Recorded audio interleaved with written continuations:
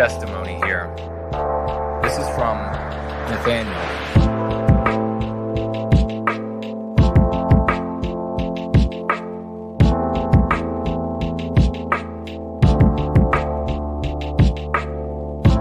I just found this, and it speaks to me on a lot of levels. Too many forget that the continuance of a people should come from the love of one's own people, and not a hate for the other.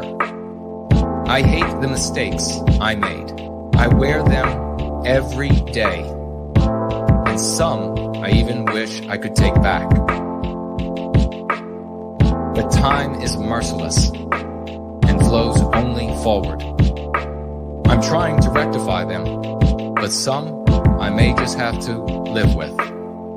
It's an uphill battle. Listen to this guy, No White Guilt.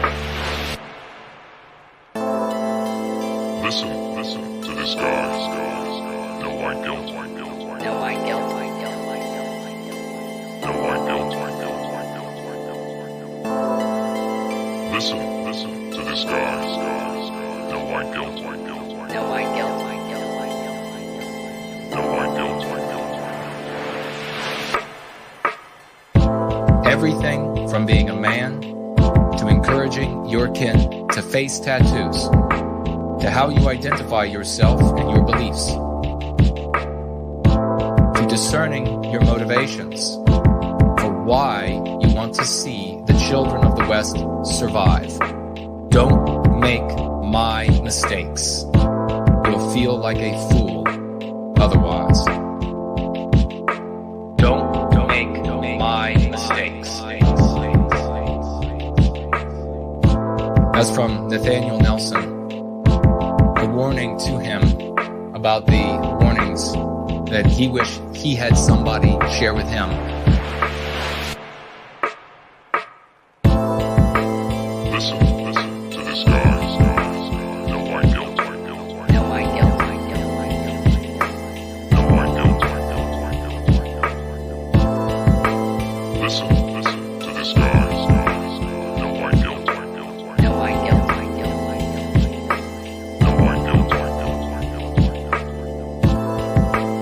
Listen to this guy, No White Guilt. No white guilt. No White Guilt.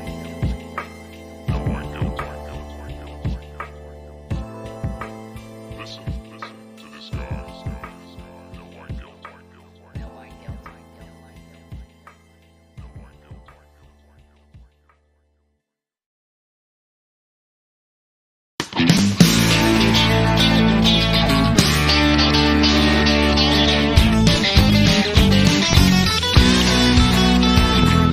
Some folks call me a rambling man. I do a lot of thumbing and kicking cans, and wouldn't do an ounce of good to call my name. Cause Daddy's name wasn't Willie Woodrow, and I wasn't born and raised in no ghetto, just a white man looking for a place to do my thing. Well, I'm out to find me a wealthy woman in a line of work that won't take no diploma, and I ain't got much to lose and life to gain. Some call me a good time fella. I ain't black and I ain't yellow. I'm a white man looking for a place to do my thing.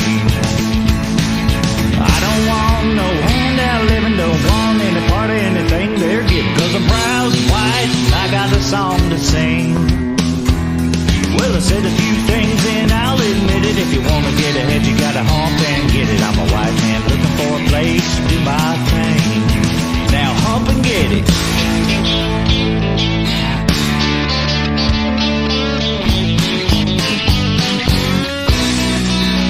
Yeah, I'm a small town man, I've been around a little. I like guitars and I like a fiddle, and that's the kind of soul it takes to fan my flame. I'm a blue-eyed Billy, kind of rough and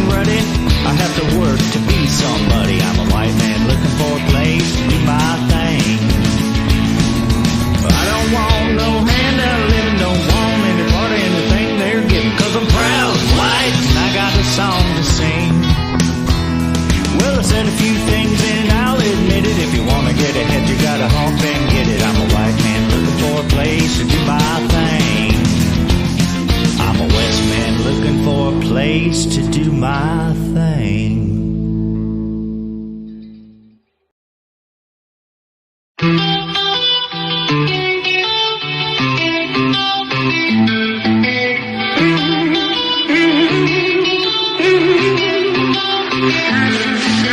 I never hate my race, but until recently I didn't know history class was jacked completely. Found my new family with the team going free. My old family doesn't understand me, cause I am so pro-white. No coke, no Sprite, I am rolling with the public, gonna be more white. I saw them twist history right before my very eyes. Insurrection Day, it's in the book and it's all lies. But now I am alive and well to tell it. But will generations down the line be able to sell it? I've always been a thinker on the search for both sides, but they label me an outcast and they cannot tell me why. Guess I'm just a black sheep, white boy who doesn't hesitate to make a lot of fucking noise. I'm the black sheep, white boy, and I wouldn't change a thing if I ever had the choice. Cause the red's the color I bleed. Yes, we all do bleed red.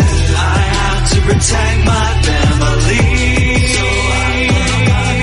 Why does affirmative action make them not hire me? Even in the countries where I'm the minority. Is my race just that awesome and no other could compete? Is that what the anti-whites are trying to tell me? Why am I always seen as such a threat? To the point they want to strip me down till there's nothing left. Old friends from high school, man, I haven't kept one, but I got a new crew and it's where I belong. Cause if you ain't going free, you ain't rolling with me. And there are even anti-whites in my own family. But I am the one who's comfortable with myself, trying to save them from the hate so wildly raising hell. Cause I'm the black sheep, white boy who doesn't hesitate to make a lot of fucking noise. I'm the black sheep, white boy, and I wouldn't change a thing if I ever had the choice. Cause the red's the color I bleed. Yes, we all do bleed red. I have to protect my family. I heard that Scotland is too white, is Nigeria too black? Don't get your panties in a bunch, cause I have the right to ask. See, I'm the black sheep, cause I call it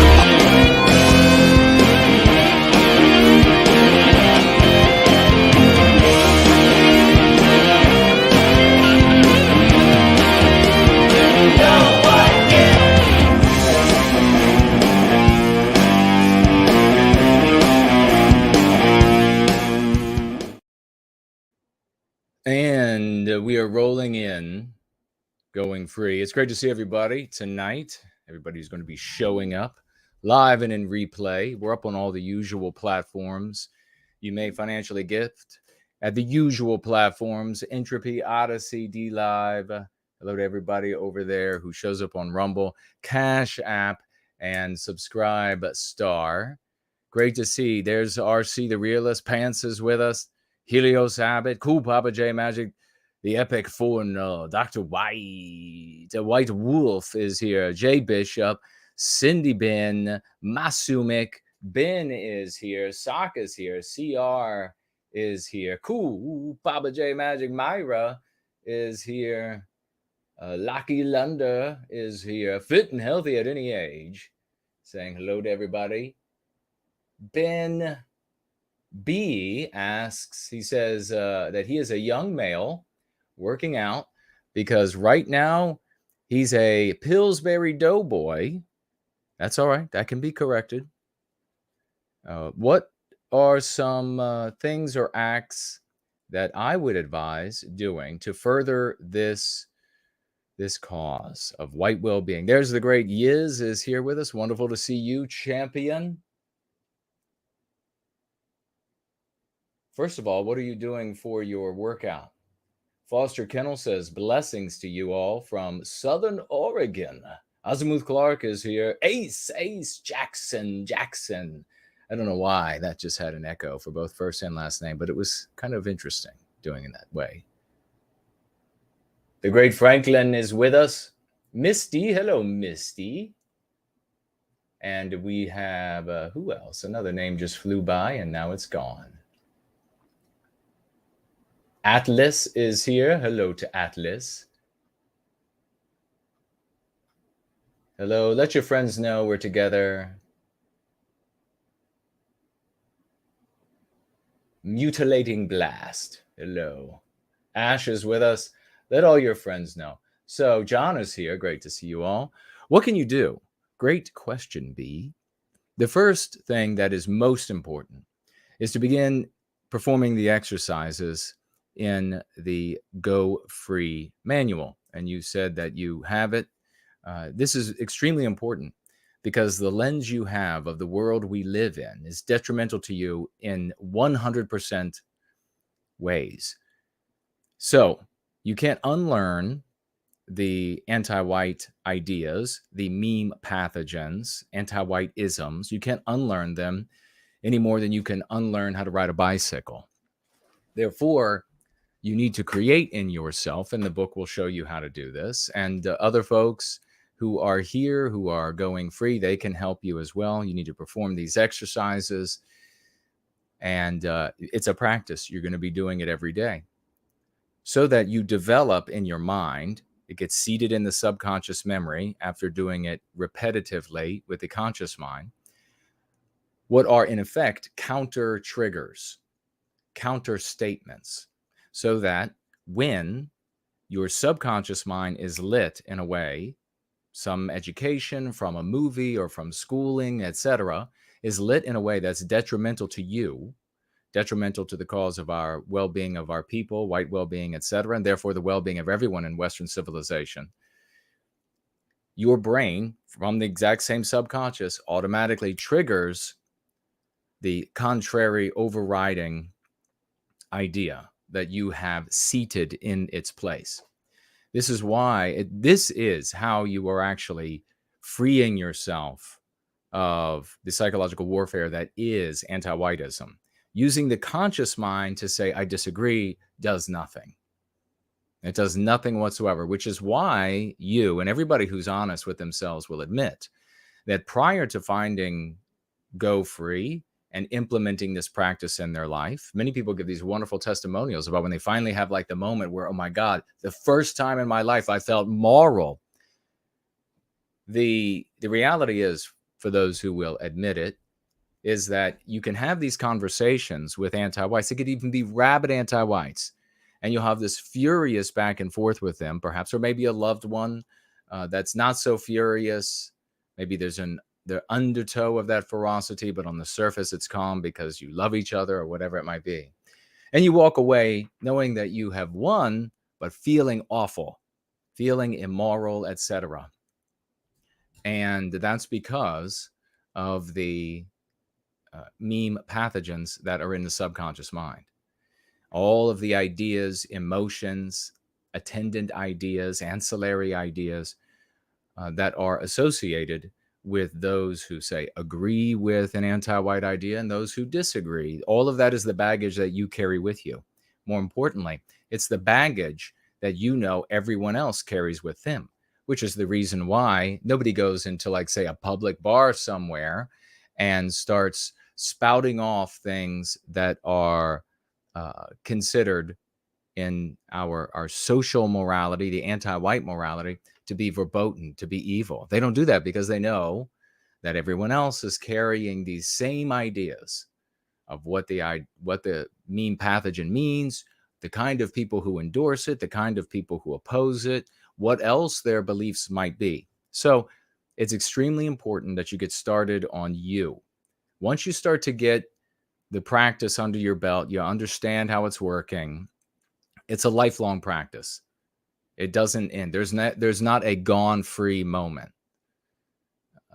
So it's a lifelong practice. But once you start to get it under your belt, then you can begin to use it on folks on the internet, chat rooms, live chats. You can join the outreach team. In fact, that's one of the ways to really sort of hypercharge your progress, is to get in with the folks who are already doing it, making it happen, and to get in with them and see how it works, and then to use it yourself. You're thereby using it on you in these exchanges. You'll have an opportunity to ask these people for help. We also have going free clubs that you can participate in. Links for these things are below. You can find a going free friend, and you'll find that in the workbook, the Go Free book as well. And you can then begin heading out into the public. You could sticker or poster where that is permitted to do so, and make sure you get input on what kind of verbiage, what kind of concepts are of value, what kind of message is going to make an actual difference in the world. Because there's an enormous difference between posting something as an advocate for white well-being that's going to benefit people who you will never have contact with, and your stickers or posters they'll never see again. So you've got to make a count on that one shot, versus everybody else in the white sympathetic sphere and their leaflets and their flyers. And I understand there are different things and there are different endeavors, but the reality is, get some input on that as well, and then you'll figure out how to create those yourself. But starting with yourself and reaching out to friends and family where it's appropriate, coworkers or peers at school, whatever it might be, you'll discover. But don't get started with that. Don't jump out into that. We've had people do that, and they'll have like one meme curative or two meme curatives, and then they'll jump out into some sort of conversation. And of course, they're immediately going to revert to the way they used to do things. And they end up looking awful and getting in trouble and all that sort of stuff. So you don't want to be in that situation. You want to be able to perfectly let the light of your true heart and soul reach the world around you. And people respond favorably to that every single time. The only time you're going to come across somebody who is hears about white well-being in this moral way, that respond negatively, are the worst of the anti-whites. And then when you've come across them, and you just say, okay, thank you, because I wanted to know that's what and who you are. And then you just move beyond them onto the next person. So white positive at all times. It's great to see everybody here today. Let me take a look over here and make sure this is working. Entropy, it appears to be working. And even though it says there's only one person over, I never know anymore. It says there's one person there, and that would, of course, be me, I assume. But hopefully it's working. We'll see.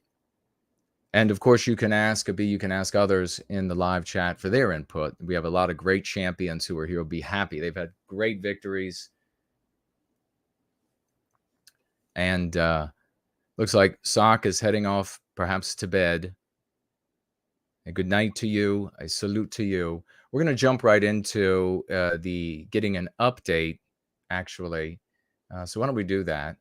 Watch a little bit of Brett Baird, this update on, everybody is of course talking about this. And it's, as I said in my tweet the other day, that you're going to see this, the right wing, the people who call themselves right wing, and that's really populated by conservatives, they're going to just be at total war with anybody that they think in the slightest disagrees with Israel and Israelis. And then you're going to find, and it's just an unthinking position. Then you're going to find what they would call the extreme right wing, or the reactionaries, or etc. And they're going to be at war with not just Israelis, but all Jews. And it does just blindly at war with them no matter what. So much to the point where you have them all saying all over Twitter, I'm seeing, that any claim of hardship, of death, of atrocity in Israel is obviously fake. I mean, are you serious? These people, the Palestinians and the Israelis, are really go at it with each other nastily, both sides, for many, long before our births. And you're going to say suddenly it's just like Hamas is this Boy Scout troop? No way they committed any atrocities. It's all obviously got to be fraudulent. What? Just asininity, and a revelation of their actual sentiments rather than facts on the ground. What's actually happening? And I submit to you, no one knows. And furthermore, as far as white well-being is concerned, it's not something that we should split up over. It's not something we should sectarianize over. It's not something we should bother ourselves with endlessly. It's just like any other news item where we can use it to advance white well-being, to introduce our concepts, then we do so. But it's as dumb, getting on the sides of being for the Palestinians or for the Israelis is as dumb as splitting up over football teams. The West is going down in flames, and they are full of energy for the different participants over there in the Middle East. Ultimately, I guess I'll just summarize quickly. Israel was created in the Middle East. Arabs lived in this particular region. So did Jews. And it was a protectorate of the British. They established it. Israel, the Jews and Arabs were hostile toward each other from the very beginning for obvious reasons. And that's been going on ever since. There's been several wars. Some of them have been big. Some of them have been smaller. You ended up now with what would be considered Palestine split into two, a Gaza Strip, and then the West Bank. And you have hostile neighbors around Israel. The United States, the anti-white oligarchs who run the United States, fleece the shit out of Western kind. Who over the years, I've seen estimates around like when the money's corrected for the current value, anywhere between like $300 billion given to Israel. Who knows? It's been tons. Technology given away. Look into it for yourself. Maybe that's accurate. Maybe that's not. Total participation in anything, but also pressure from the United States, which those who would call themselves reactionaries or nationalists, pressures on Israel that they would rather not talk about. And just like there'll be pressures now on Israel to not go as far or to publicly condemn, especially the death of children in the Gaza Strip. And you've had, since Trump was in office, an endeavor to normalize relations, because most Arab countries did not want to recognize Israel as a legitimate state. So therefore, there isn't trade, etc. And slowly, especially when Trump got into office, they got several more countries to recognize Israel as a legitimate state on several levels. It's actually beneficial to some of these. I think like Sudan was one of them, if that's, maybe I'm wrong. But these countries otherwise don't have any influence over Israel. There's no threat that they can make. There's no bargaining chips, etc. But if they recognize them, then they have the many different threats that they can make. Like, well, we'll stop doing deals with you. We will stop trading with you. We will, etc. So it's looking more and more, and I'm guessing, I mean, I wasn't in the room with Trump and when they were trying to set all of that up, but I'm guessing that's the route they went with the logic for these countries. Right now, you can't do anything. You recognize them as a state and you begin to trade and you share technology and etc. Then you have a bunch of threats that you can make when they're doing something you don't like. And so they're kind of coming on board. And then now you have Saudi Arabia, and they've already been sort of in an unceremonial way had relations with the state of Israel. And they wanted to make that more public, more official. And this, as these things cropped up, this was unfortunate for Hamas and the Palestinians in the Gaza Strip, because this is more and more countries that would be recognizing Israel as a legitimate state, and therefore Gaza Strip, West Bank, being an Israeli issue. and with their population and how they handle their population, instead of it being this unresolved conflict for the territory. So there's a big difference there. There is, of course, a possibility that Iran did not like that this was happening. They were having their neighbors recognize Israel as a legitimate state. And who will it benefit if they conclude that Iran told Hamas? Hamas would not have to have been told to do this. This would have just been given the scenario in the world, it would have been something that would have made sense for them. Now, what is the terrorism? What is it really? It's just you can't defeat the person that they're attacking. They can't, Hamas or the people can't defeat Israel. They can't take any bases and hold them. There's not going to be any conflict in the air for who will control the skies and etc. So it's just to terrorize and to create turmoil on the world stage. Because if there weren't countries backing the Gaza Strip, the Palestinians in the Gaza Strip, well, then there would be nothing to stop Israel from just mowing through it all, gathering the population up and just moving it someplace. They have more than enough military might to be able to do that. And just saying, well, this, done with the issue. That's what they could do. So terrorism is not the waging of war. And all across all of the media, you see this. They're talking about, well, it's war. It's not war. It's not war. The other side can't fight. All the other side can do is commit terroristic atrocities. And that's to create the turmoil. That's to try to upset the prospect of the normalization of relation between Israel and Saudi Arabia, and then maybe that dominoing to other states. And all, in a way, there's an interest for the United States as well in this, in that they want to have this trade route that runs through Israel rather than the Chinese having their trade route. So Hamas would not have needed Iran to say, yeah, here's the green light. Go ahead, do it. Do it exactly this way and whatever.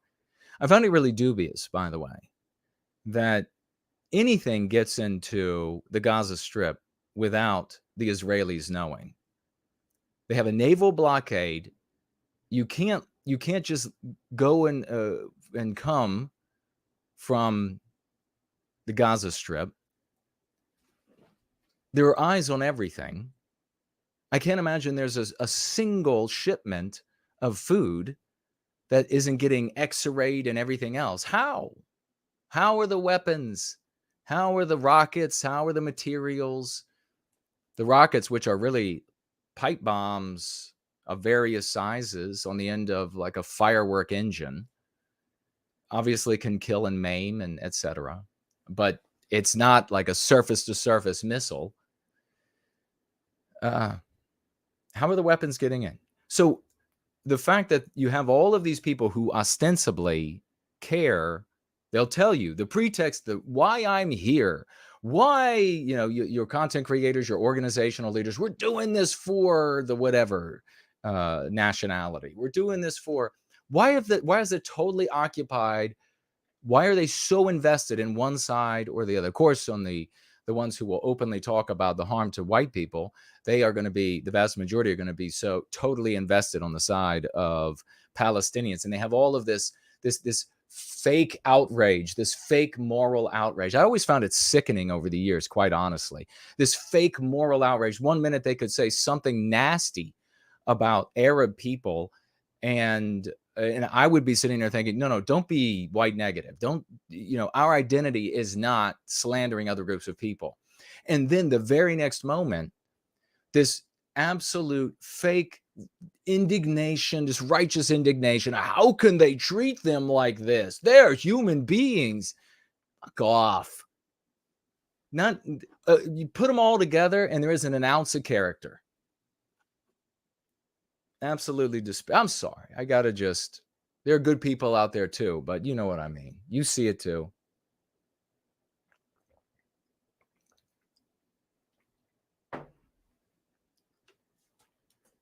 So that's ultimately what it comes down to. And of course, you're going to have people who are in the US and across the Western civilization who, for various reasons, have more loyalty to Israel than they do to the Western country they live in.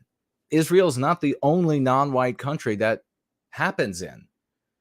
There are other non-white countries. There are other, or happens with, I should say. There are other religions as well, where the citizens of the West are more loyal to a foreign religion than they are to the West. Some people, not all of any group, but some. Are some circles of Jews more powerful than some circles of Arabs, for example? Sure, for now. You keep letting Arabs pour into the West, and things will continue changing. And that's what we're going to be talking about tonight, ultimately, is the border being wide open and all of Central and South America pouring into the country. And we have a video we're going to review here, and I'm going to thank Mestizo Carf, a great champion in service to white well-being. Will the United States become a Hispanic country by 2060? And what does that mean exactly for white folk? I know I dared to ask when all I should be talking about right now is the Israelis and the Palestinians, right?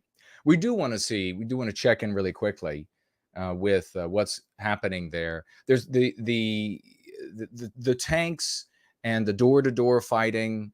What is it called in military? Military operation, urban, I don't know, but tactical, I don't know.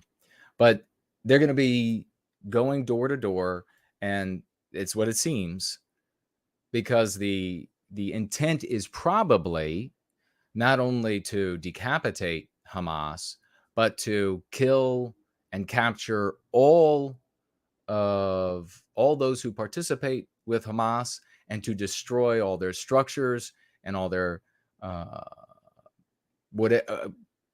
want to say the different lines of communication and resources and etc. But how do they even have them without the Israelis not knowing about them already?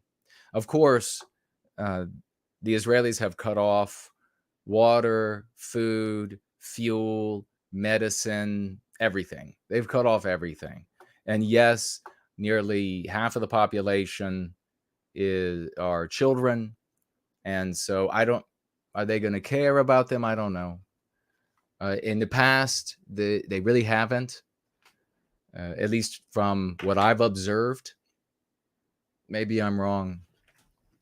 But my genuine sentiment, you all know, I want all the killing and the dying to stop.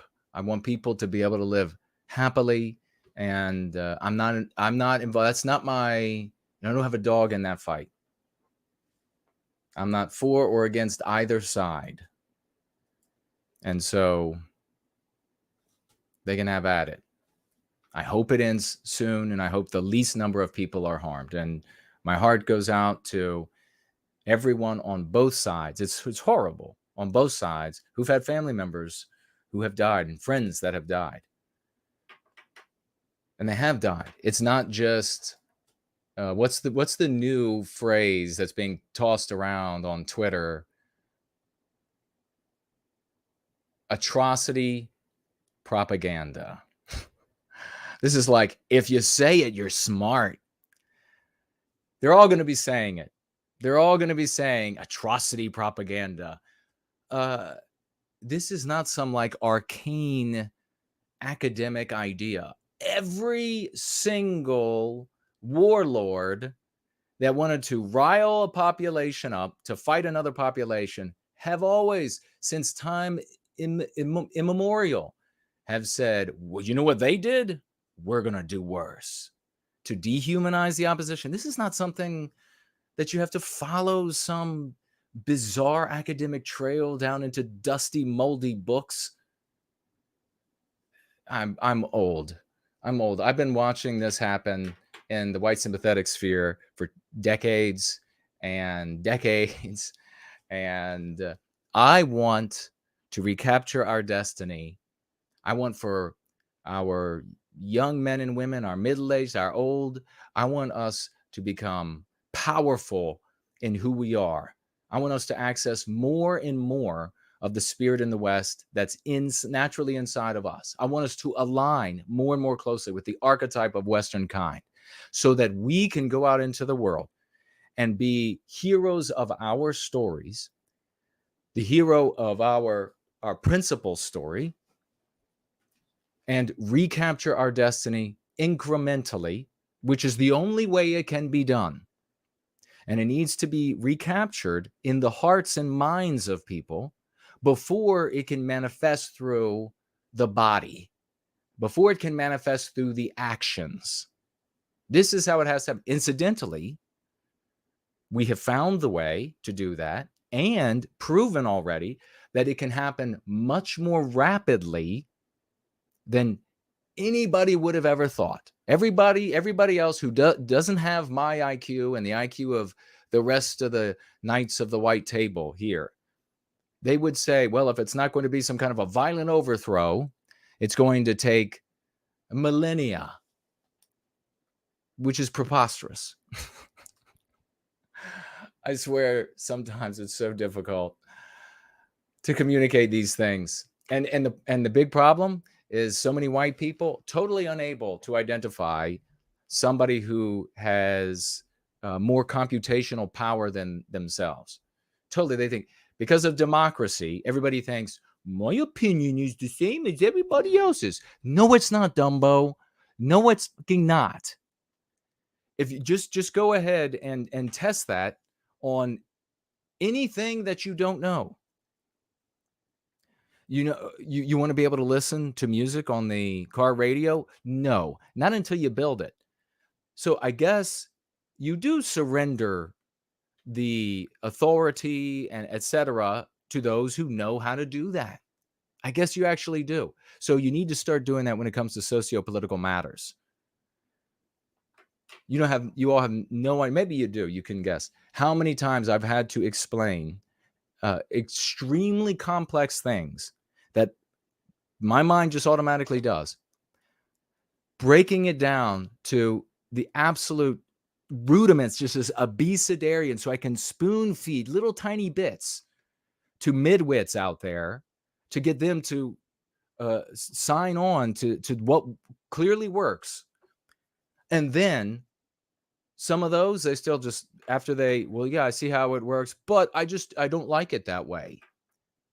I really want the marching men in the streets, so I'm just going to go back with that. Okay, get lost. Let's go ahead and take a look before I could get rolling. I could get rolling on these people. Let's go ahead and have a look at, and then I'll look at your comments. Let's see what they're saying over here, shall we? Tell me how loud or quiet it is relative to me, please. The pressure to settle on a speaker quickly has increased exponentially because without a speaker, Congress's ability to help Israel right now is greatly reduced. We will talk. Like that argument wasn't seen coming, was it? Well, we don't have a speaker in place, and so therefore we're not able to immediately go to war for Israel. So remember McCarthy saying no way he was not going to be speaker again, and this lying POS that he is. No way he was going to be speaker. And in fact, he was, I saw an article that said that he was contemplating even retiring early. And suddenly he's like, well, maybe I'm back in it because we got to go to war for Israel. Talk about all of that as this program proceeds. But first, the latest from the Middle East. The death toll is estimated at more than 1,600 on both sides at this hour. That includes at least 11 Americans. There are said to be more than 130 Israeli hostages in Gaza. And that, of course, is something that we have to keep our eye on, because that is what the U.S. is going to use as the casus belli. They've kidnapped Americans. They are torturing Americans. And we always, you watch these sanctimonious politician scum, no problem whatsoever, leaving Americans, POWs, as when they're white. When they're white soldiers, they got no problem leaving them behind. Look at Afghanistan. Look at the soldiers and agents captured by Russia. All of these, China, all of these other places. When they're white guys, when it comes to dual citizen Israelis, Americans in America, we never leave anybody. Now you watch, there's going to be some sort of like country rock tune that's going to come out, and it's going to be some faux redneck country music singer, and he's going to have like the black guitar, and it's going to be fireworks are going to be going up behind him, and it's going to be some kind of rockin' song about how we never leave a citizen. That's what it's going to be, a citizen behind, so that we can go to war. And probably, just so you know, I mentioned already on Sunday that they moved that carrier group. There also are other American assets all over the region. And if I had to put money down now, Vegas, where are you? Let's go ahead and throw some money down that the U.S. is already striking targets in Lebanon and Syria. Already. I would put money on it. If we could have the deity come down and tell us, yes, you win the bet, I guarantee you. I would bet on it. In my heart, I know they're already hitting targets. Now, the question is, would some of these other terrorist groups in the region, would they act especially from Lebanon, would they decide to attack? They talk about it being the largest private army, but they would still be crushed by Israel. The whole use of it is for terrorism. They would be totally crushed just by Israel. America wouldn't even have to help.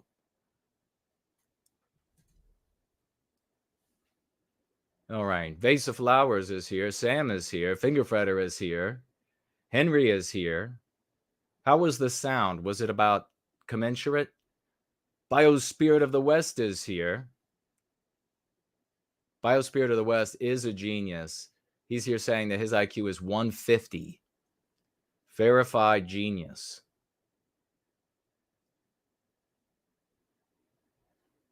Fit and Healthy saying 140.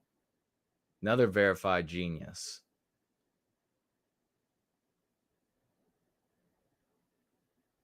Or 138.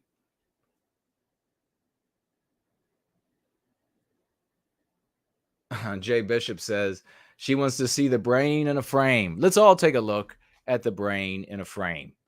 That, my friends, is the brain of yours truly. How many people do you know, when they have their brain scanned, put it in a frame?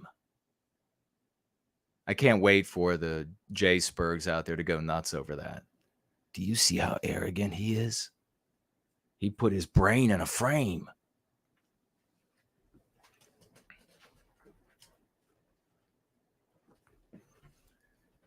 Okay, smart people here. I mean, this is very, very smart people and brave. Those are the kind of people who come to, this is definitely the advanced placement. This is definitely the gifted and talented part of the white sympathetic sphere. And we all can see it. You have, and what's interesting is you have like the faux intellectuals who want to talk about like philosophy and etc. They want to talk about like the histories of all the other countries, and it's a total waste of time. They want to come up with these novelty takes. There are people in Western kind at every economic bracket that are brilliant and brave, and those are the people that we attract here.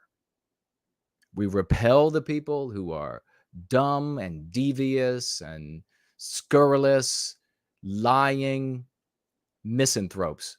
We repel them, but we draw to us the very best. That's how we've ended up with these people. And that's how we see that we're changing the world.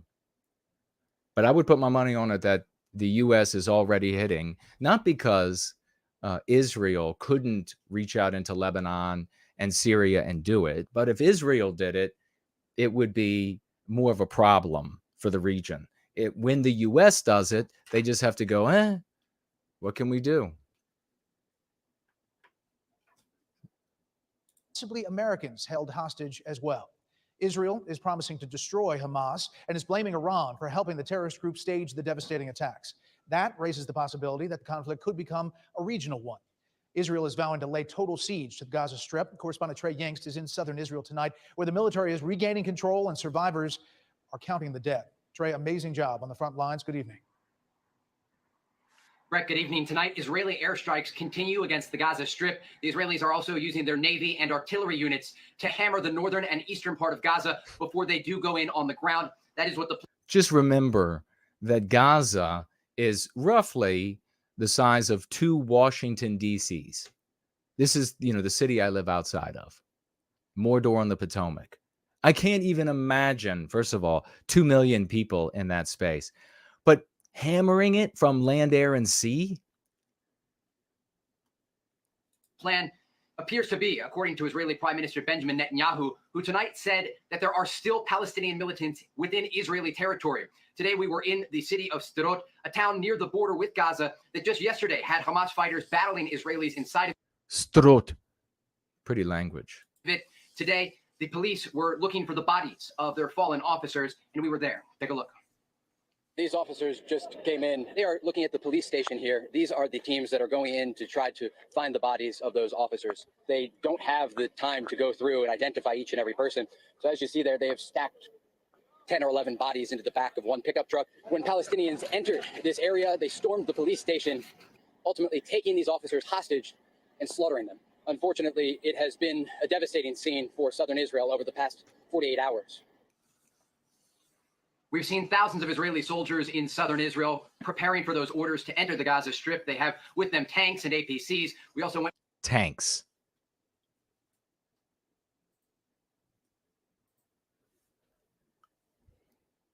with the Israeli military into the closed zone today, where we saw the bodies of Hamas militants laying along the sides of the road. I do want you to listen to what Israeli Prime Minister Benjamin Netanyahu had to say tonight when he addressed not only his nation, but the world. Israel is at war. We didn't want this war. It was forced upon us in the most brutal and savage way. But though Israel didn't start this war, Israel will finish it. Once the... It's not a war. I mean, that's... If you want to look for propaganda, there's your propaganda.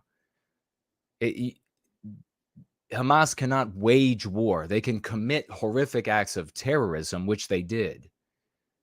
And Israel can wage war. So it's not a war. I guess maybe there's a declaration of war on the side of Israel because legally that frees up all of the resources. Very convenient for this guy because he's under investigation and the country is totally divided about him and an opinion on him and an opinion on his party.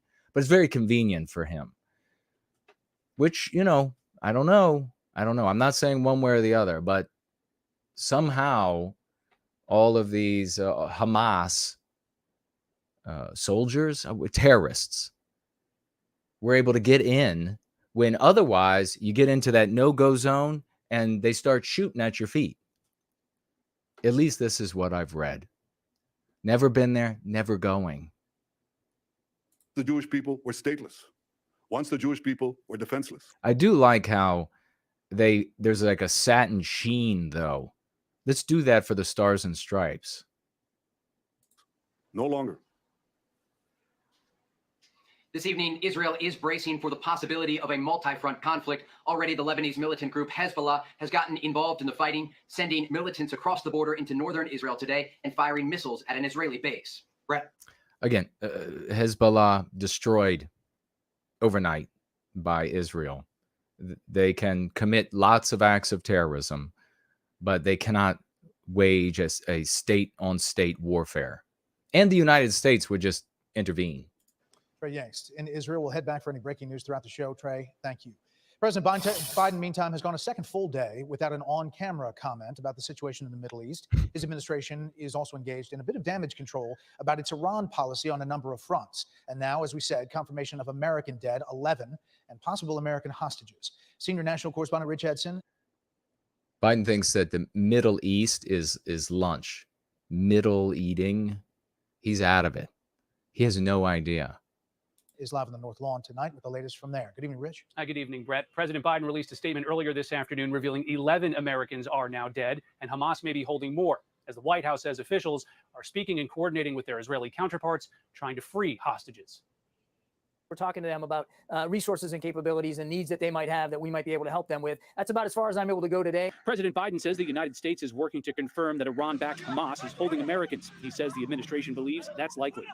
The White House is also facing criticism of its Iran policy. Oh, look at this clown. From the very first day of the Biden administration, they moved towards appeasement. Hamas is just one of many militant groups Iran supports across the Middle East. The Biden administration has tried, unsuccessfully, engaging Iran to salvage the 2015 nuclear agreement the previous administration abandoned. Biden officials maintain the best option to prevent Iran from building a nuclear weapon is through such an agreement. Republicans argue heavy sanctions and economic isolation is better. The only way you're going to keep this war God, from this escalating is to hold Iran accountable. That guy is an absolute vermin. I wish an angel would visit him. The Biden administration is also defending its decision to unfreeze $6 billion for humanitarian assistance as part of an agreement to free American hostages from Iran. Not a single dollar of that money has yet been spent. That money can only be spent on humanitarian items, on food. Of course, it's disingenuous. It's true, but it's disingenuous. When the money is freed up, when they can spend it on humanitarian things, they can use the money that they were using on food for other things, which is not to say that somehow suddenly it's a preposterous thing to even suggest. Somehow suddenly those dollars went into Hamas. Agricultural products, on medicine, that sort of thing. We're going to be watching that very closely. The White House says the president has been speaking this afternoon with foreign leaders, though has had no public events since he addressed the nation Saturday. I told him the United States stands with the people of Israel in the face of these terrorist assaults. Israel has the right to defend itself and its people. Full stop. In his statement today, President Biden said that federal law enforcement is closely monitoring for any type of threat in the United States. And I tweeted about this yesterday or the day before at night. That keep an eye out for any acts of terrorism across the West.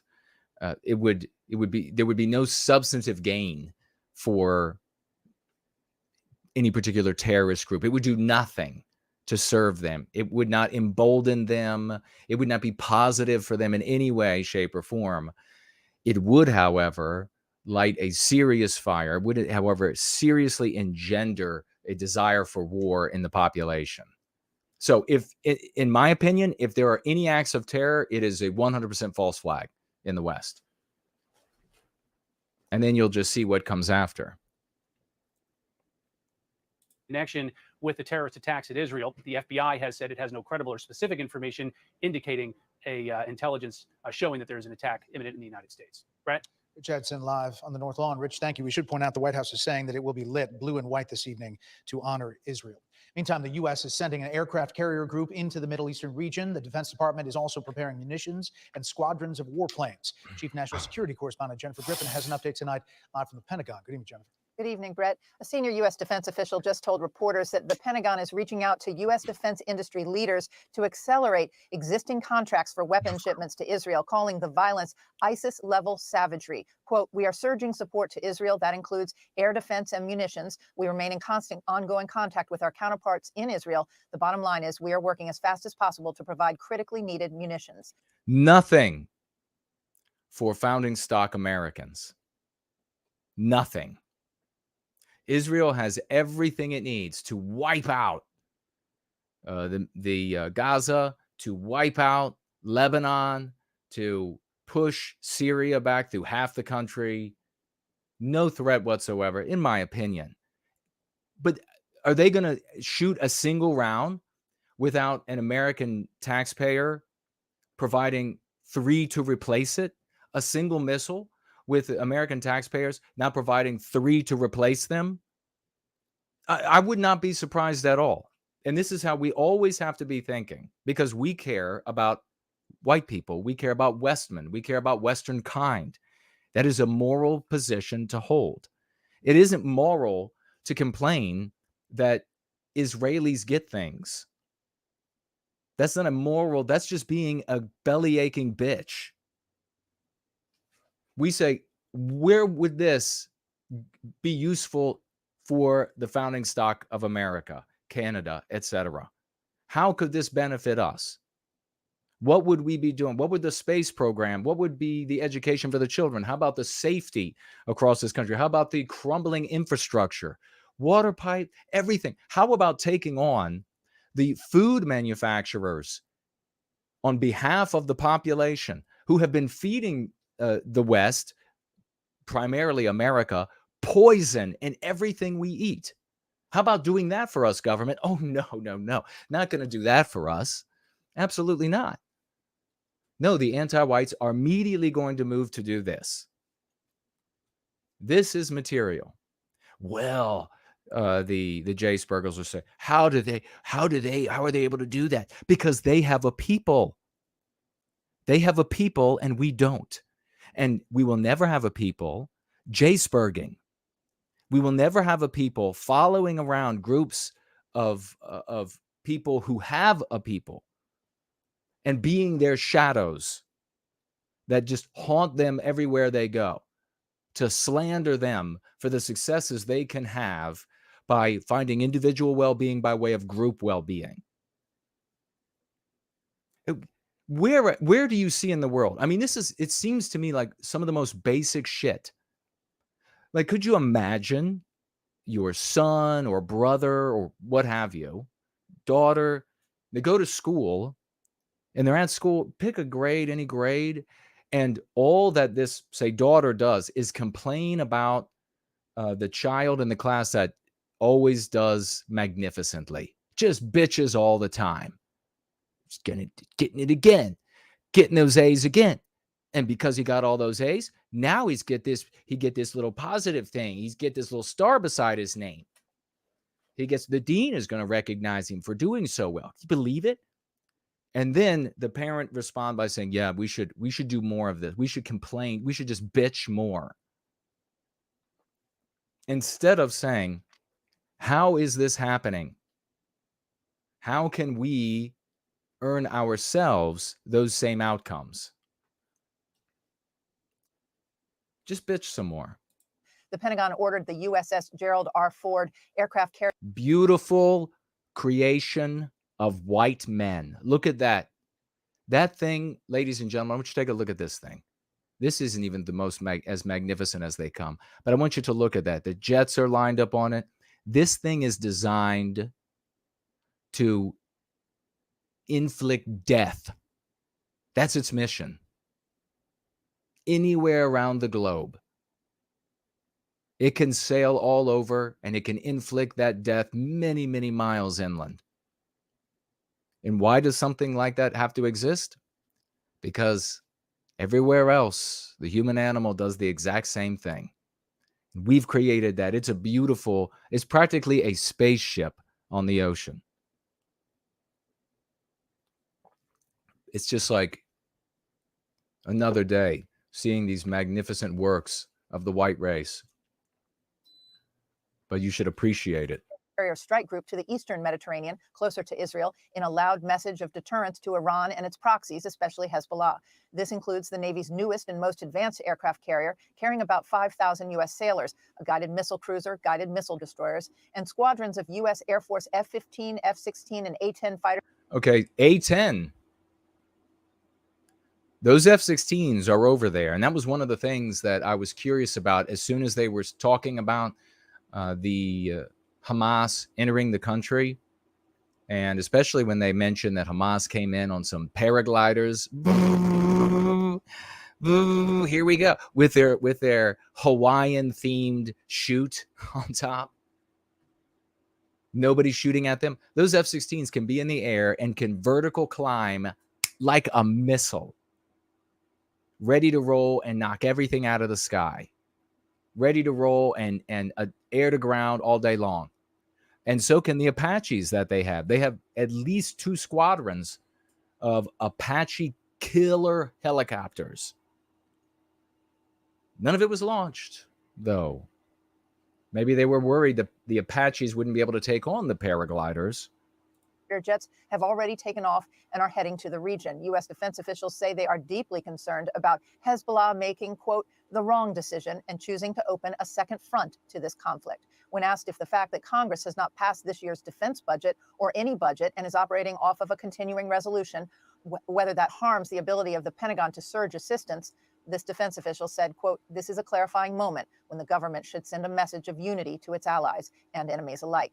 Regarding American hostages, defense officials said there are continual conversations across the U.S. government with Israeli counterparts about the hostages that Hamas is holding in Gaza. And finally, regarding the Wall Street Journal report this morning about an alleged meeting between Iran's Revolutionary Guard Corps, Hamas, and Hezbollah in Beirut last week, this senior U.S. defense official said, quote, Iran is in the picture. Iran has provided support for years to Hamas and Hezbollah, but we have no information corroborating the specifics of the Wall Street Journal story. Brett? Yeah, I'm sure the Wall Street Journal just knows what's happening with Iran and Hamas. I'm sure they have somebody embedded, you know? Jennifer Griffin, live at the Pentagon. Jennifer, thank you. We are imposing a complete siege on Gaza. There will be no electricity, no food, no water, no fuel. Everything will be closed. We are fighting against human animals, and we are acting accordingly.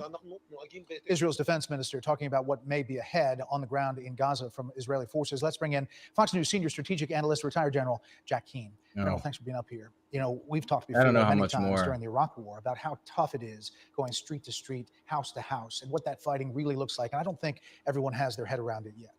Yeah, well, they've got two objectives going in there. One certainly is a political objective. You know, Hamas, it governs the Gaza Strip. They're going to remove them as a political entity, and they got to think through what the replacement is. But the real military operation is what.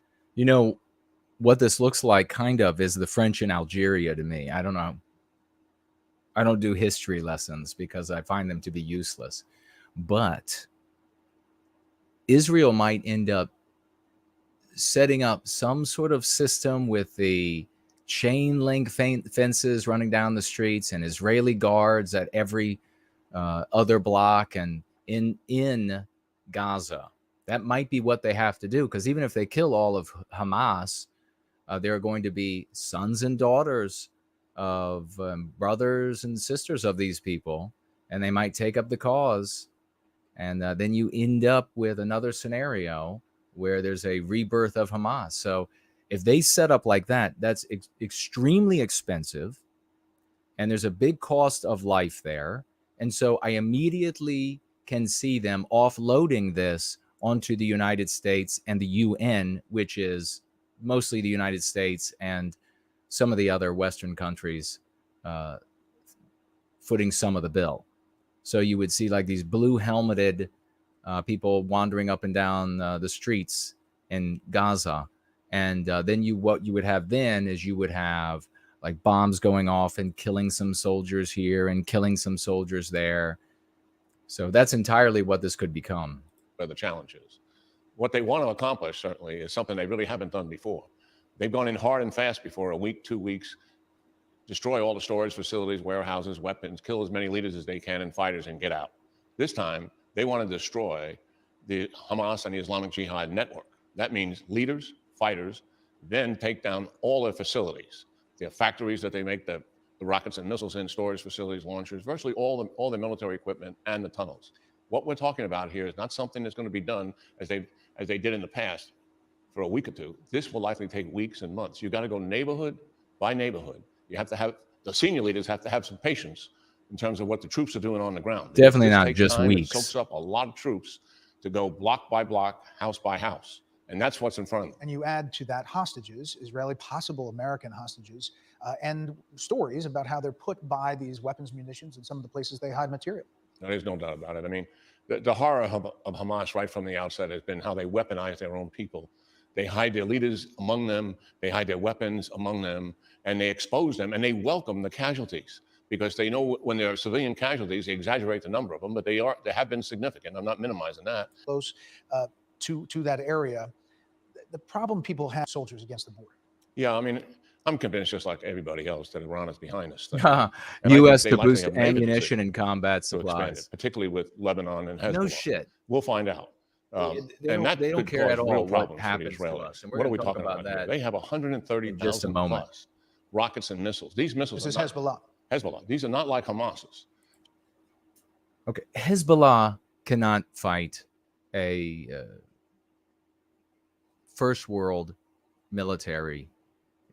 Israel would just blow through them. So there's your map.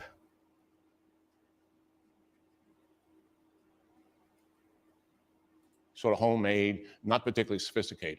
These missiles have a greater range, they have greater lethality and greater precision, and they have significant numbers of them.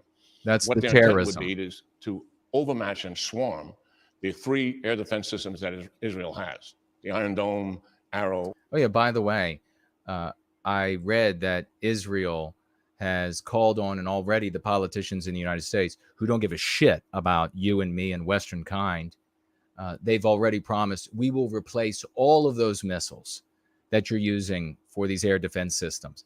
I want you really to try to appreciate the cost of each one of these missiles and the technology. It is extraordinary. You could set a person up, the average American up, for life with the cost of these things. And they're shooting pipe bombs out of the sky. That's what these rockets are. They're flying pipe bombs of various sizes. And you're throwing millions and millions of dollars at each pipe bomb. But don't worry, because the politicians in America are anti-white as all hell, and they'll make sure that you get whatever you need. And David Sling. If they could accomplish that, and they're taking casualties on a regular basis, and they cannot eliminate all the launch sites, it's possible the Israelis would ask the Americans to help them. And what do we do it? I cannot imagine an American president saying no to that request. So our viewers understand, the Israelis have never asked for our troops to help them from every war, 1948 to the present. I'm not suggesting they would do now, but if they had to stop the bleeding and they couldn't do it themselves, they likely would. It doesn't even have to get to that point. I believe, and I'd be willing to bet, as I said, that America is already hitting targets in Lebanon and Syria. That is something to watch. General, I know we'll be tapping. And to point out to those who don't already know yet, never say we. When America, if you're an American and America does something, that's America doing it. It's anti-white oligarchs who are in charge. It's not we. If Canada is doing it and you're a Canadian citizen, don't say we. That's the Canadian government, anti-white oligarchs. Don't do that for any of these. You never take responsibility for any of this. That is one of the primary psychological weapons they use to manipulate the population. Tapping into your expertise throughout. Thank you. Yeah, great talking to you, Brett, especially here. Especially here.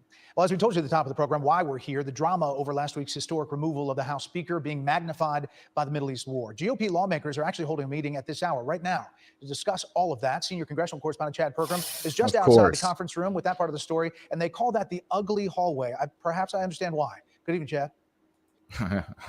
I don't know if this guy, what he says, but he should say, I resemble that comment. Absolutely, Brett. Good evening, Brett. It is an ugly hallway, but this is I pretty missed intense this conversation opportunity. that's going on in the room behind me here. This is the first time that Republicans have gotten together to talk since they ousted Kevin McCarthy, the Speaker of the House, last week. I'm told that this is kind of going to be an airing of the grievances. We might hear some profanity in the room, maybe some yelling. The House is paralyzed right now. They do not have a House Speaker in the middle of an international crisis. Ooh. I'm hoping. Oh boy. People. This guy has never seen a war that he didn't want young white men to die in. May he have to spend every one of his dollars on doctors and lawsuits. And when he's finally taken by the good Lord, may he find a warm reception in hell. Who created this chaos in the House understands that chaos in American politics emboldens the bad guys. Yeah, I cannot believe this argument that if America is not out on planet Earth murdering people for anti-white oligarchs, then something bad will happen. As though there has ever been a period in human history when bad things weren't happening. That's sort of lying That sort of manipulating the public should be the kind of thing that you could be charged for treason for, especially in his position. The House can't do anything until it elects a speaker. That includes helping Israel. Former House Speaker Kevin McCarthy is now waging a not-so-subtle campaign to become Speaker again. McCarthy would not directly answer if he would return to leadership. Oh, that's the a Canadian conference embassy right decision. there They can talking decide about which way Canada. they're going to go. For this conference, look, I'm a conservative that wants to govern. But if we have a majority and 96% want to go one way, but 4% gets to decide what happens, that's not a majority. Oh, you piece of shit. That's how democracy works, bitch. McCarthy reminded members he's led multiple official trips to Israel and spoke to the Knesset this year. Oh, boy, he's special, isn't he? What he knows is where his money comes from for his campaigns, where the good press comes from for his campaigns. He's going to go ahead. He's taken several trips over there this year. Well, golly. To fill a leadership vacuum, calling a press conference to talk about the Middle East today. I don't think it's just the Iron Dome that needs to be replenished. We want to make sure that we kill Hamas. Oh. Destroy Hamas. We want to make sure. Now, is that again, it's appropriate here, a Freudian slip? Who's he serving? Neither House Majority Leader Steve. He was just the speaker. He just said, we want to destroy Hamas. Absolutely not. Maybe they deserve to be destroyed 1,000 times over. They seem pretty nasty. They seem like monsters, actually. And Israel can take care of it. Scalise nor Jim Jordan can win the speaker's race easily. That's why McCarthy loyalists believe the new speaker could be the old speaker. God, talk about the song. New boss, the old boss. If Kevin is willing to fight, I'm willing to fight with him. Oh, I think that boy. we're going to get a number of calls. But this fucking guy can't even look at you straight. And how is he in office, right? If he is going to say, well, I'm going to stay with him. We'll just kill all of Israel's enemies. I mean, sake. To fight with him, to the end. Now, here's the schedule. They will vote. Republicans will on Wednesday by secret ballot. They don't want to go to the House floor until they have a clear candidate who can win. Remember, this took 5 days, 15 ballots back in January. They want to avoid that chaos. Brett? All right, Chad Pergram, outside that meeting, we're going to head back to you a little bit later in the show. Chad, thank you. We should point out that former Speaker McCarthy gave that press conference right here in the Rayburn Room earlier today. As we go to break, a look at the chaos in Gaza. Do you feel his energy? Civilians and crews recovered and transported the injured following Look at strikes this. in Gaza. There's no way that ton of people didn't die. No way. And this, nobody can leave. Nobody can go in. It's shooting fish in a barrel.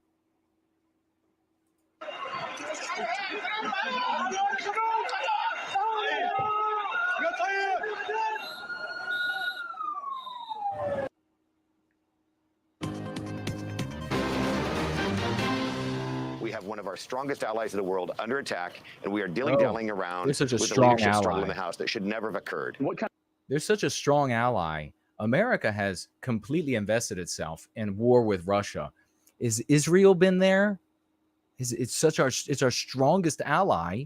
Shouldn't they be also fighting Russia? What kind of message are we sending to our adversaries when we can't govern? It seems kind of one-sided.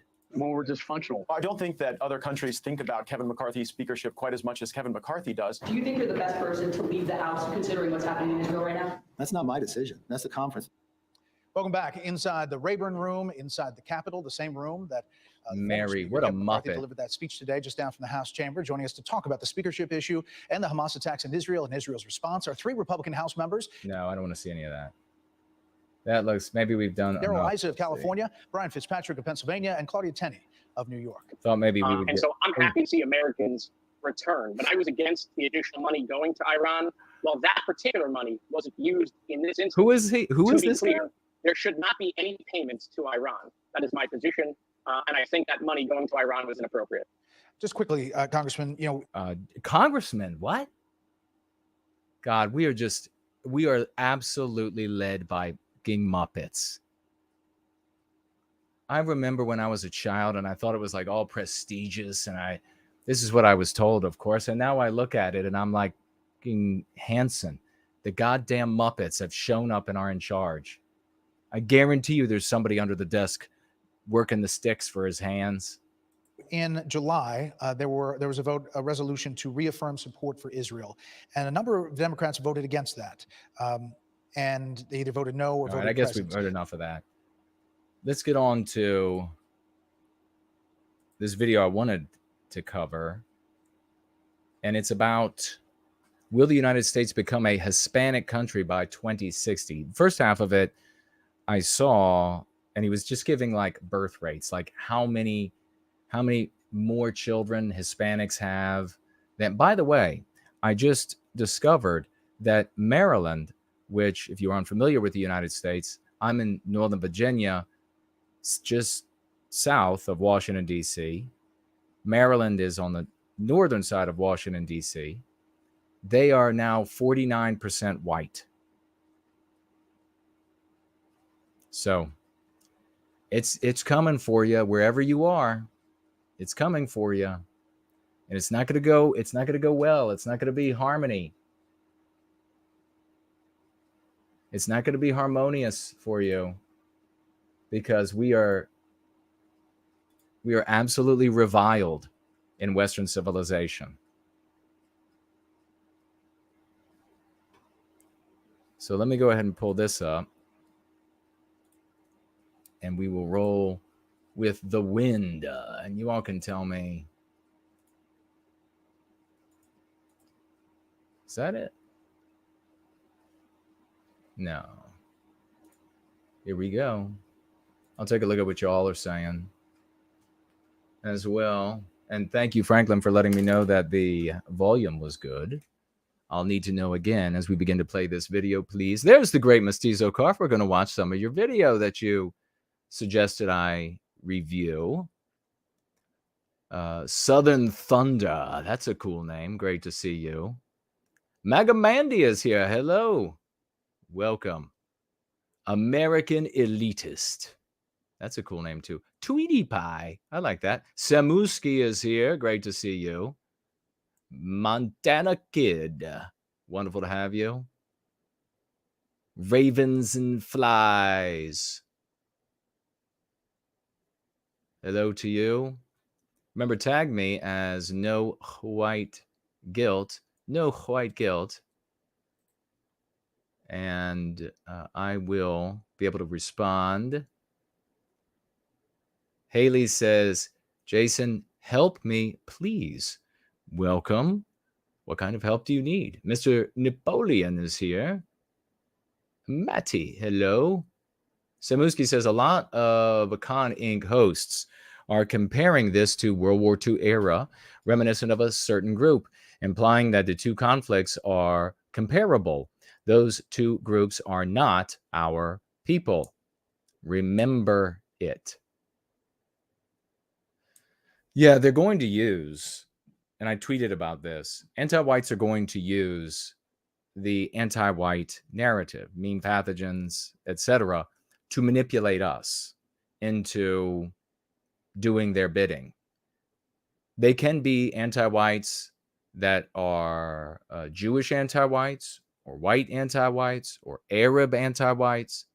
Maybe the best way to illustrate is if you have anti-whites who are Jewish, and if you have anti-whites who are Arabs, and they both are in the presence of white people, they both will make use of anti-whiteism and the anti-white narrative to manipulate us to be angry, etc., against the other. So this might be an easy way to understand that you can never remedy our problem that we face today by bad-mouthing either one of those groups of people on the basis of their birth. You can only remedy our problem by curing us of anti-whiteism, because then the tools that both sides can use to manipulate us are gone. You're welcome. Sam is here. Hello, hello. Dr. White says, at what point do you think whites will be allowed to remain the demographic majority in our countries? I don't know if that's the wording of that question. Is not anti-whites individually desire to inflict harm on Western kind and all that we create. So our projections out onto the world. They're always doing that. There are various ways to inflict that harm. One of those ways is to bring people in that fundamentally change the environment from one that's Western, white, to something else. And so they're doing it as quickly as they possibly can. It's not like there could be a secret group that is endeavoring to bring people from non-white countries into white countries. It's more likely that there are multiple groups and that they are sort of ad hoc. They come together for a while and come apart and come together for a while. The real threat is that anti-whites in their aggregate are always doing this. So there's always going to be some effort to harm us by the means that we will allow people to harm us. And one of those ways that we have allowed to happen, it's because of the anti-white immoral moral imperative, is because we're white guilted and we lower our fists and we say, well, if you want to bring them in to the tune of hundreds of thousands a month, well, then I guess nothing can be done, because it would be immoral, according to anti-whiteism, to stand up against that, to object to it. So they're not saying you can be white for now, you can have a white majority for now, or at some point in the future.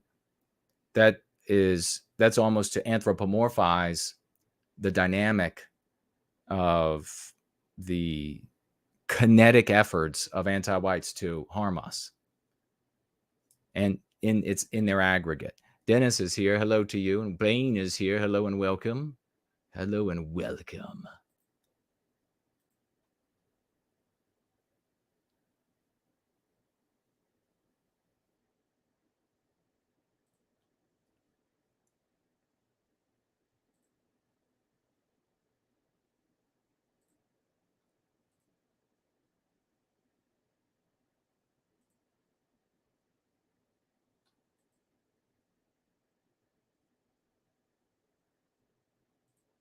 Just scrolling through the live chat.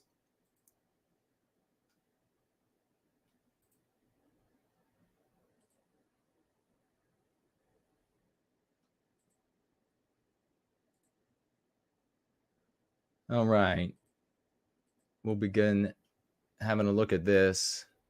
Hank is here. Hello.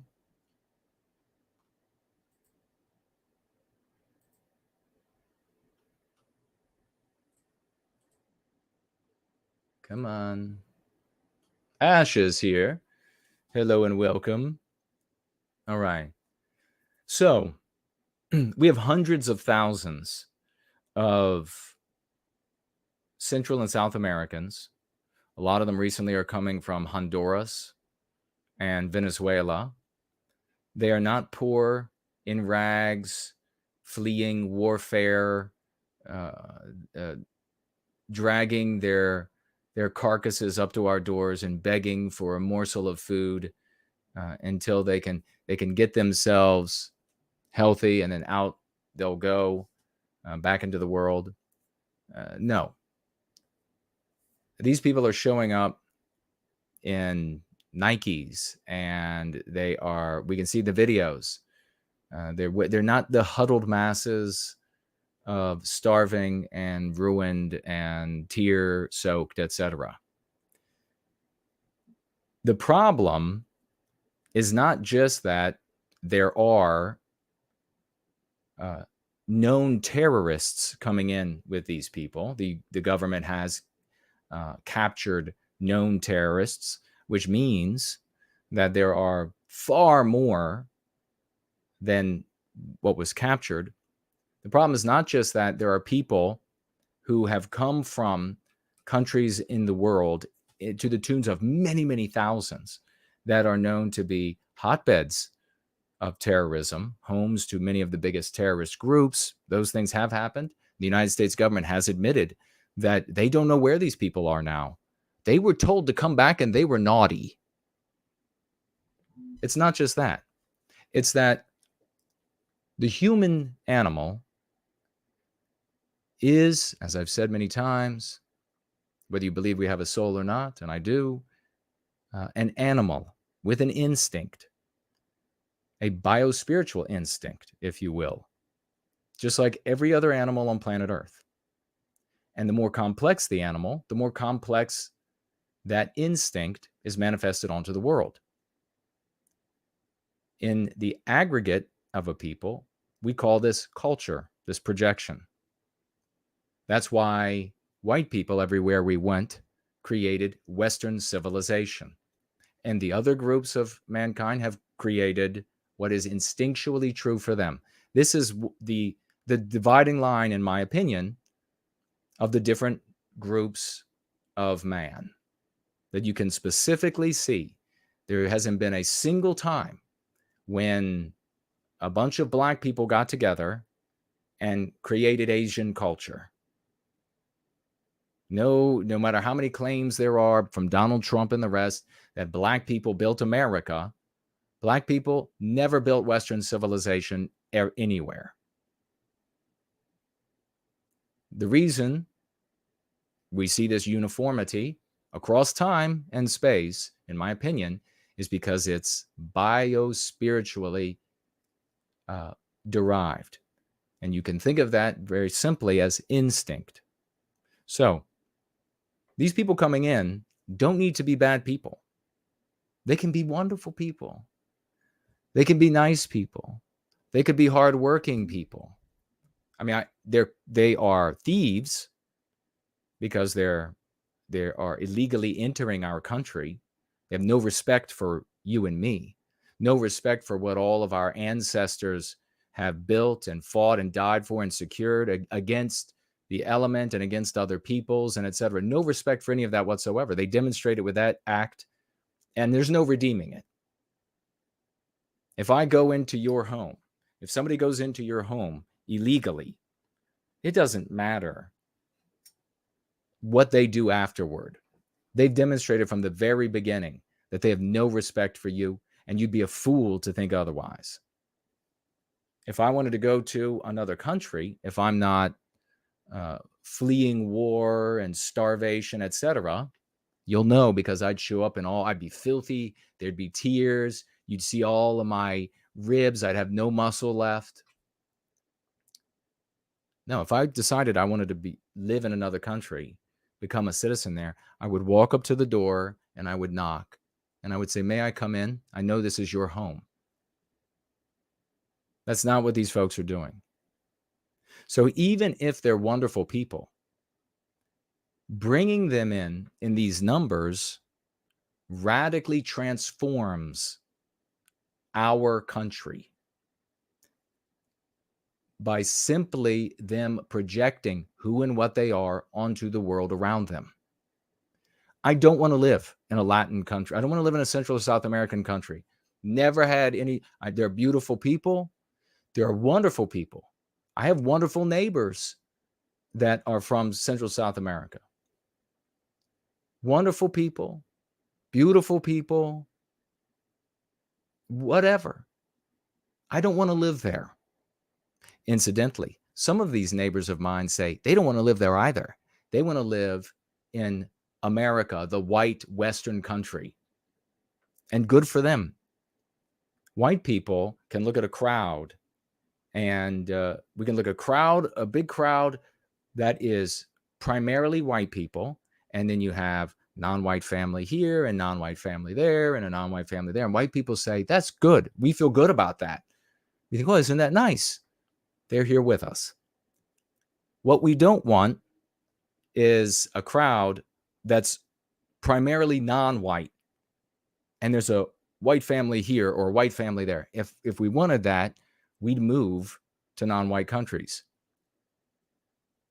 And so what we face is the utter transformation of America from one that was white Western to non-white and polyglottish, and something that is very much at odds with our biospirit. Like if you choose to come live in the West, you're non-white, and so therefore you don't exactly harmonize with what we build and what we make. You've made that decision. You want to live in that. I don't want to go and live in one of these Latin cities, one of these South American cities, for example, that there's nothing that resembles what my spirit would create. So I wouldn't move there. But if you move here, then that's what you have to be okay with it.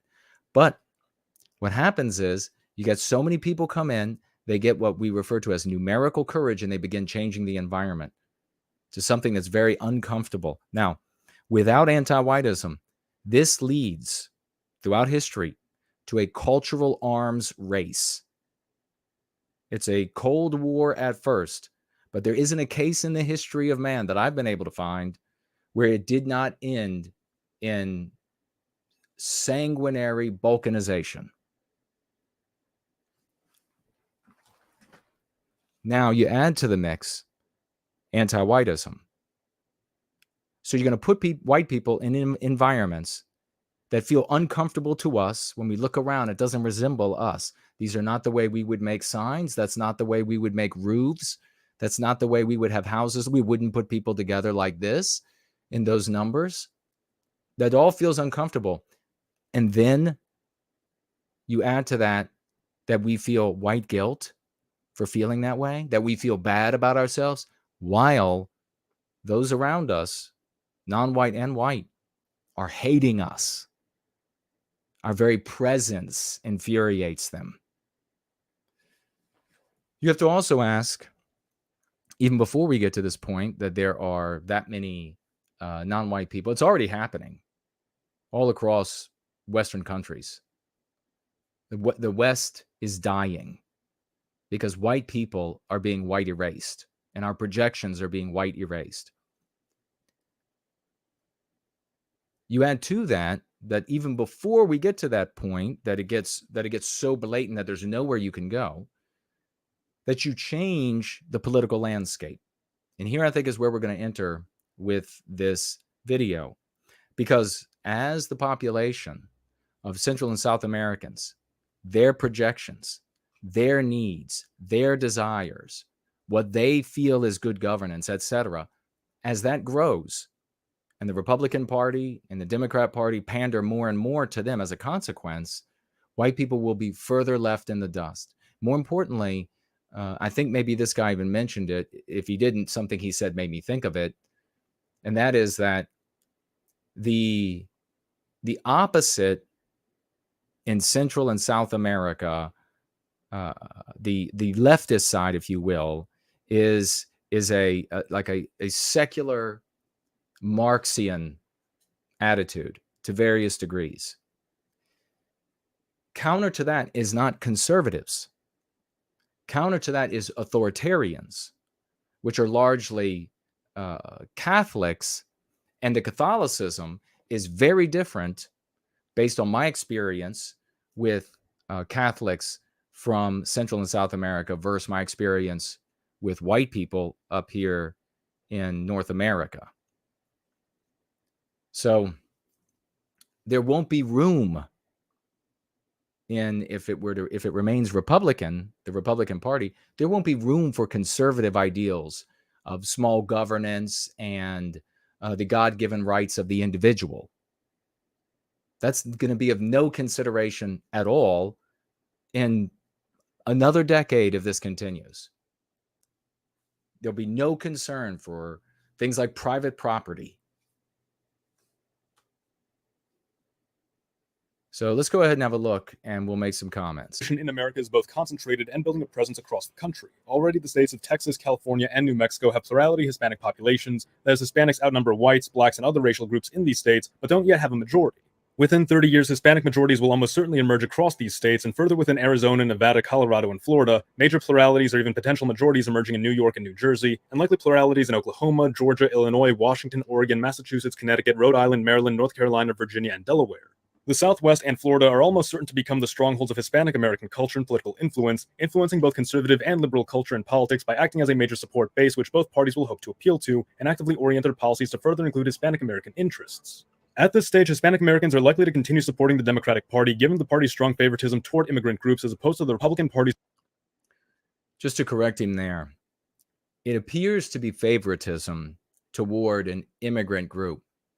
These are really just the collateral beneficiaries of being anti-white.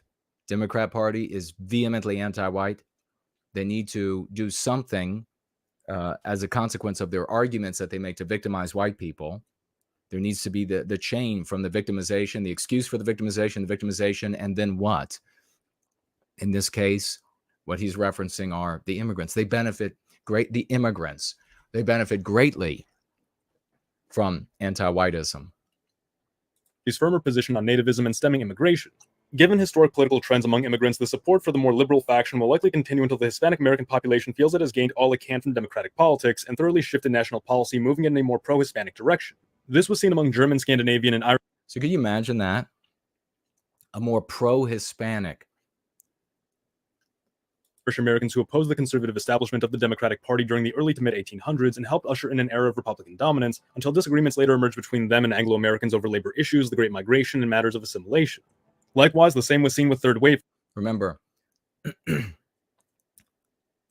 what is understood by the word assimilation is only possible by people of the same race. You could, just like I could go to China or Japan and imitate, or I could go to Mexico or Honduras and imitate their norms. I would not be those things. I would not be able to create it in the absence of them. Does that make sense? So yeah, you have to, in some of these cases, you have to pause and determine what exactly are we talking about.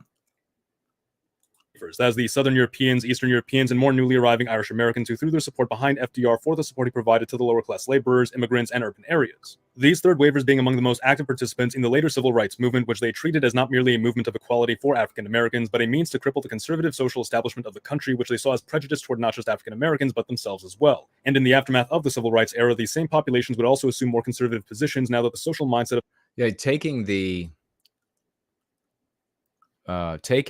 position. That's only 1.25. I guess I can go to normal now. They did not believe it was the anti-white narrative in which there was this discrimination against groups. It's an outrage. And so many people, because we grew up in an anti-white world, they just don't even question it. It's such an outrage to have somebody come into your, you invite somebody into your home, right? You can't use this bathroom, but you can use that bathroom. I set that bathroom aside. This one bathroom is my bathroom. Does that sound similar? Different bathrooms, different water fountains. And then they're like, you're discriminating against me because you haven't given me your bathroom. I know how I would handle that. You haven't given me your wife. You haven't given me your daughter. This is black discrimination. This is insufferable discrimination. Fuck you. Of the nation was more favorable to them. In the same vein, Hispanic Americans will almost certainly play a significant role as activists and power brokers in Republican and Democratic elections, with their support remaining firmly for that party which favors them the most, for the time that being the Democratic Party. However, once the course we've discussed has been run, once national views become more pro-Hispanic, and of course once the Hispanic population settles in and accumulates a greater degree of both monetary and social capital, its politics will evolve to reflect new needs. I don't see Hispanics wielding wild economic control at any point. They just, for whatever reason, they can't compete with Jews for wealth. They can't compete with Asians for wealth. They'll just not have the wealth. It'll be their votes. Almost certainly, the Hispanic political divide in the United States will be highly reminiscent of what it has been across other large Latin American countries, a struggle between a conservative, Catholic, potentially authoritarian, or at least hierarchical faction, and a socially liberal, secular, egalitarian, or even socialist faction. How this would affect national politics is a bit difficult to say, but there are some assumptions we can make. Foremost, that the conservative ideology of the conservative Hispanics will be diametrically opposed to the current dominant conservative ideology in America, which is rooted in small government and Protestant principles. Yeah. Some Hispanic groups, particularly Venezuelans and Cubans who have... Well, I'll tell you one thing that at least will get better for the selfish, individualistic white people will be the working standards will plummet. Maybe you'll have a few siestas during the day. I don't know. When I look down at Central South American countries, I see a much more lackadaisical approach to a good day's work. But maybe those were just the specific places I looked, and there are other places that are different than that. Fled authoritarian left-wing regimes have come to adopt a small government view, but... You have this, like, the West does so well in part because of this, like, Protestant, Germanic view of get your ass up and get to work. Make it happen. Oh, but I just want to lay around. Fuck you. But by and large, conservative Hispanic Americans trend in favor of strong governments, something which may align them more with the populations of the big government Northeastern and Midwestern conservatives who have remained sidelined since the rise of neoconservatism. What this could result in is a fractured conservative America torn between small government and big government politics, and which is ultimately unable to unite and challenge... No, I disagree with that. Well, conservative... torn between, they'll just abandon. As soon as there are enough Hispanics, they'll just abandon the small government. They'll stop talking about small government altogether. It'll then be much more of an authoritarian, not good for white. Remember on the white sympathetic sphere, they used to always talk about how for years it was, what we need is the authoritarianism and we need a dictator, whatever. It's not going to work out to your benefit. So it's going to be big government on both sides. Government will take care of it all because that's the way it works in the rest of the countries of the world. Can anybody give me an example? I mean, I don't even...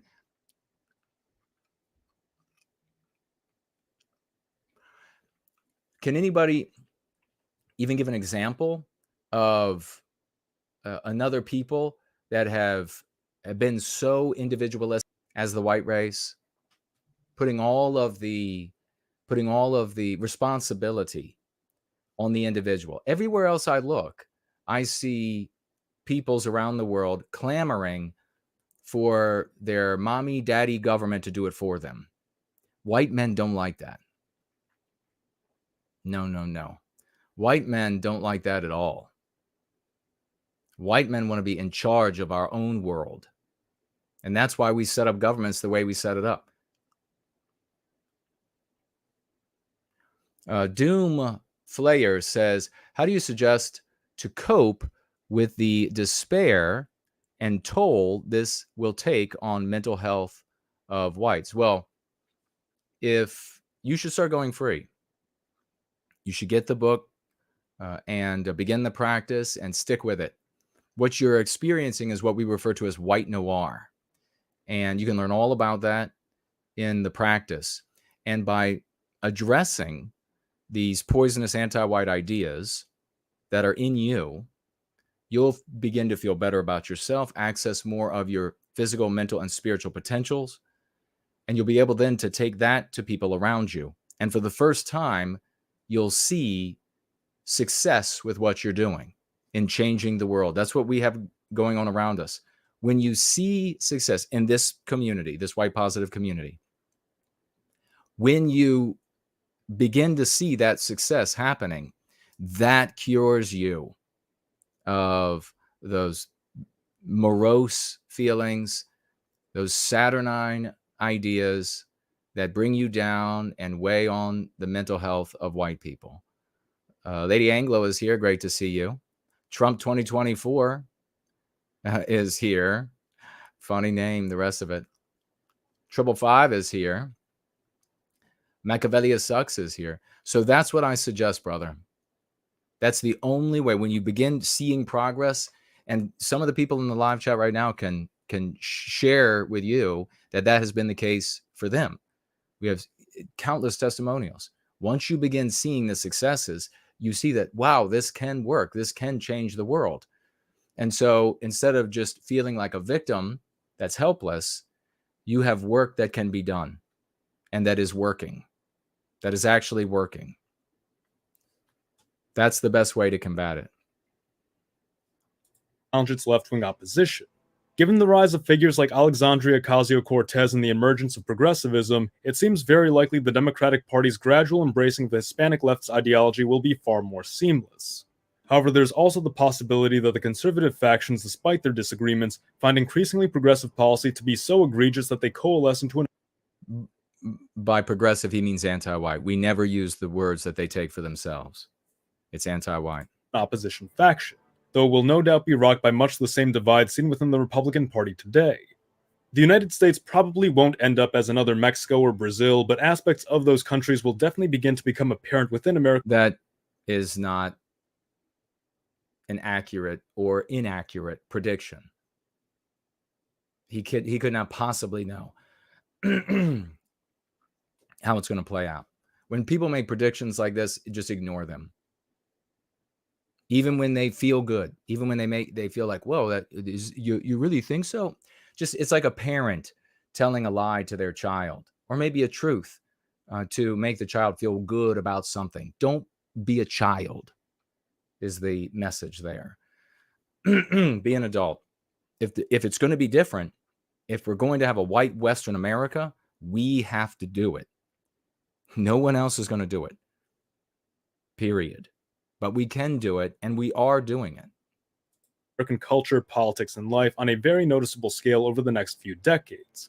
What should be most worried about are the spread of those same troubles which plague these countries, namely organized and general crime and widespread political corruption. This change in America's demographic... Oh, big time. Big time.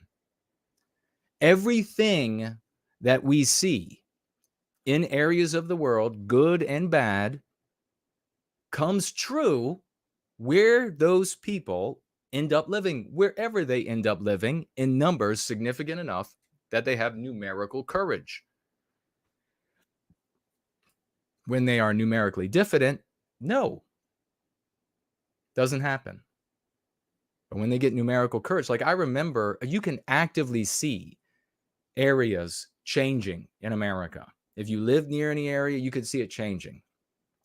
There used to be a time when Japanese people coming over, they were setting up like Japanese gardens. It was a beautiful thing. They make beautiful gardens, what they brought from home. It's their tradition. It's great. Not so good when the signs are in Japanese. Not so good when there are Japanese festivals and things start looking like Japan. If I wanted to live in Japan, it's a wonderful place, I understand. If I wanted to live there, I'd move there. I don't want America, I don't want the West to look like Japan. And I'm not ashamed to say it. Graphics is already...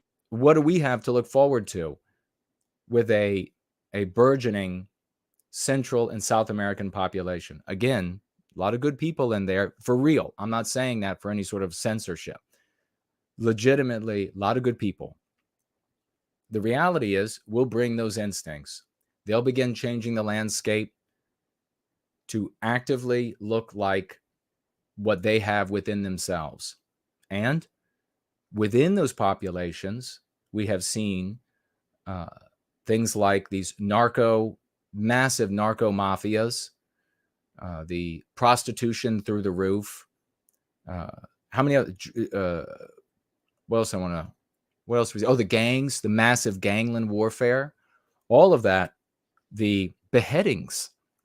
How would you like to start experiencing beheadings in America like you see in some of the Central South American countries? In Mexico, I remember reading years ago that there are more beheadings there than in the Middle East. How would you like having the news stories that they see regularly in Central and South America, like In some countries more than others, in other countries less than others. Where, oh well, these 4 guys, they must have been with a rival gang or something, so they were butchered and cut into pieces and set outside of the Dairy Queen. I mean, that's the kind of stuff that happens, and you see it already in America, where these populations are dominant. Shakedowns, kidnappings, endless kidnappings.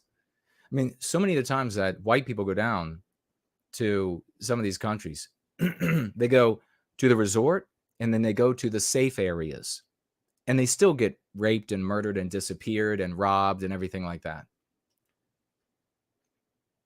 That's what you'll see more and more of. So it won't just be like there's this area not too far here outside of DC that you would think that you're in Mexico. And there was, I think I told you all before, I went into the neighborhood to see with my own eyes. There was a car in the middle of the street with no wheels in the street. Not parked, in the street, almost perpendicular. And everybody's just like wandering around. The yards all look like total shit. I mean, it's just, you feel like, whoa, I was just transported to a photo or video that I looked at of one of these other places. Except, no, that's your neighborhood. They just had a murder over there, too. Already in motion and only accelerates every day the American border remains open.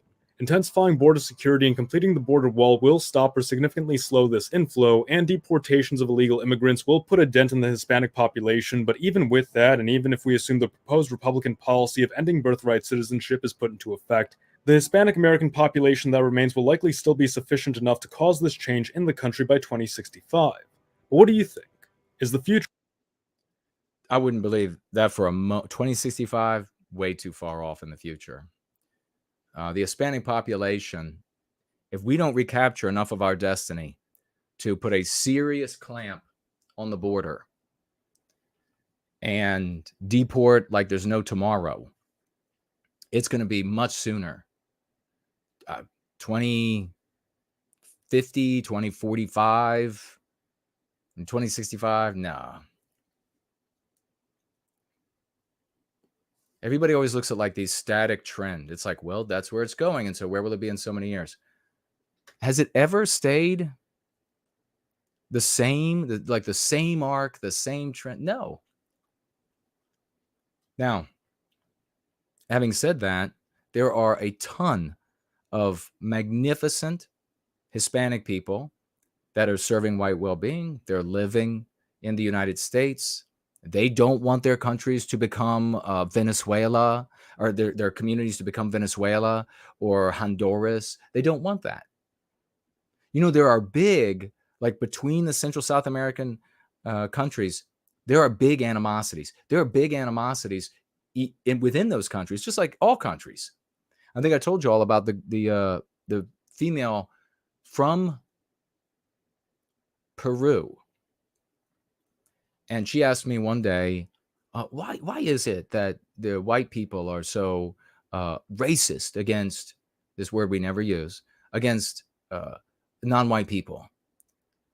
And I handled it adroitly, but I was careful because I wanted to catch her out. So I waited and I bided my time, and I brought her around to a conversation about other people's, what she saw perceived as other people's in Peru. And there was a group she started telling me about. I can't remember what they were called.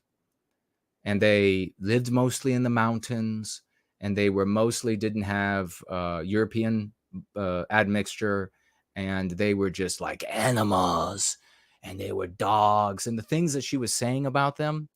And so I stopped her right there, and I said, why are you so racist against those people? I had to use the word on her there because it was one of these like moments. And instead of learning from it, she came unglued. maybe it's not the case in all of Peru. I have found with a lot of my Central South American friends, associates over the years, that white guys out there, if you think that we are dominated by white females in the West, they have a serious female domination problem. I mean, have you seen it? Like, I have seen Hispanic women like frothing at their husbands, and their husbands just like cower down, their shoulders slope forward. Obviously not the case for all of them. And then, of course, you have the issue with there are white people in Central and South America. There are Central and South Americans. And so if they come to America, they're going to keep projecting the West, right? So that's not exactly the same. It's like on a slide rule when it comes to folks from Central and South America. You got white people, and you've got people that are more white than non-white, and then it goes down, and it's almost like a caste system without them making it into a written policy like India did. In my opinion, check it out for yourself. For those who are serving white well-being, maybe you can help edify us about Central South America. And for those who are Hispanic or serving white well-being, or who are white and living and from one of these countries, maybe your family, many generations, maybe you can enlighten us more. But if the folks that I have talked to who are in the U.S., who are Hispanic from Central South America and are not anti-white, they, to a man, don't want more. They like things the way they are. And they are troubled. The ones I've talked to that aren't anti-white are troubled by the changes. But you can see the writing on the wall as this plays out. If we don't recapture more and more of our destiny, which is what we're working on here, you can see that you're going to have just this absolute witch's cauldron of competing groups. And this is, we've talked about before, when we talk about, that point that we can't see beyond, how it really comes apart in the West. We call it the event horizon. We take it from astrophysics. It is the limb of a black hole that, in theory, once something gets pulled too far into the black hole, it begins to come apart into its atomic and smaller structures, and therefore you can't know what is on the other side, if you will, which is not to say that there's another side to the black hole. There is in science fiction, but you can't know what's beyond. If we get to that point, you'll see exactly what this guy's talking about here is what I've shared with you all. There'll be these different groups to various degrees will begin concluding that their biggest problem to their group's well-being and therefore their well-being is this other non-white group, and it's less the white race. That's when things really start going bad. They don't get good for us. They really go bad. And mixed into this, imagine the worst parts in Central South American countries with the corruption and the drug lords and everything. Mix in with that Middle East style terrorism. That's what America will look like. Unbelievable. And mix in with that what is being done to us in South Africa.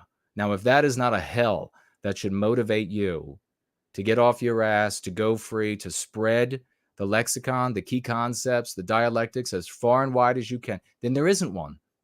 There just isn't one. You're brain dead, or there's something wrong with you genetically. And quite frankly, a lot of people out there have something wrong, something or many things wrong with them genetically. And that's how we are in this state. Like I was saying the other night, the basis, the absolute rock basement bottom to all things is genetics. And in my opinion. And so the kind of things that we have nowadays with people walking around and unsure, they're all afflicted with all of these different diseases. They're all just deformed mentally, deformed bodily. And so you have these insane ideas that are able to be nurtured with anti-whiteism, but would not have found soil, would not have found fertile ground for these crazy anti-white ideas in better genetic pools. Here, I'm just talking about the white race. You could imagine in a Sparta where, and I'm not suggesting we do this, but in Sparta, where they practiced infanticide, when a group of judges would determine whether or not, based on measurements and things like this of a newborn, that it was worthy of life or not. You could imagine in a Sparta, do you think the idea of, well, maybe you are a fire hydrant, not a person. You identify as a bright red fire hydrant, and you're attracted to baby chickens, and that's normal. Do you think that would be able to find a home in a body there? Of course not. The only reason it's finding a home in a body is because of how much Western kind has degenerated. And I mean genetically, in my opinion. We'll take a quick look, and maybe we'll come back another day to see the rest of our friend here, Charlie Chione. Remember, we tried so hard to get his attention, and he was like, no, I'm not going to have anything to do with them. And I like the guy, at least from his previous video that we watched. We'll see. Here, I think it's really heavy on data, so we'll probably just dip into it today. Maybe we'll come back to it again. But we'll go ahead and see. Let me pull that up. And I'll take a look at what y'all are saying before we get out of here.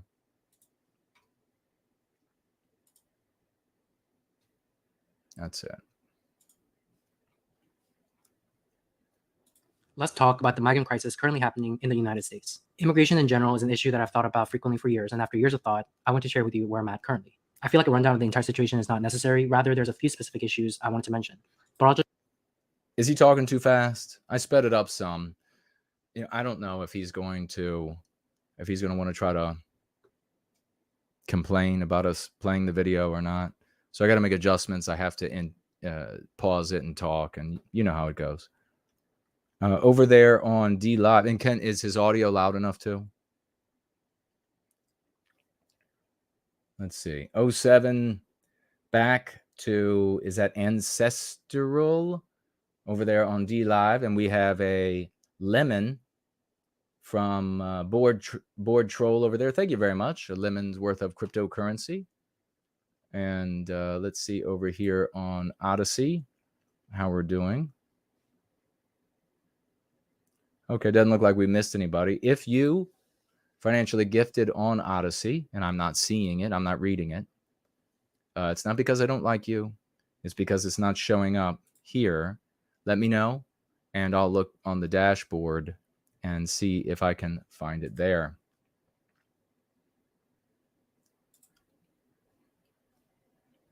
Looks like Missouri Battle Flag was over there on Rumble. How many do we have watching? So sad. Rumble definitely doesn't want me on their platform. 4 are watching over there. If they want you, they share you.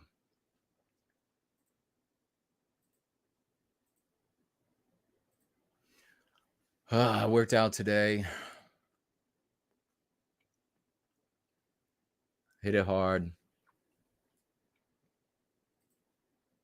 I'll give you a tip for working out. If you're trying to build muscle, pardon me, either size or just firm muscle, you have to make your final repetition either failure or 3 from failure. Does that make sense? So in other words, if your final rep on your set is you can't complete it with proper form, don't ever do a rep without proper form. You can't complete it, or you can complete it, but you couldn't do another or another 2 or 3, then you have reached the point that you're doing good. Short of that, if you're close, but short of that, you're maintaining. And if you fall far short of that, you'll be losing. That's a huge tip. Nancy Drew is with us. Great to see you. Cool, Baba J Magic. All right. Lockie says, did you show White Baron's Isaiah Butterfield win? No, Sunday when we have the gathering is when we will celebrate that, my friend. When we have the most people that we can get.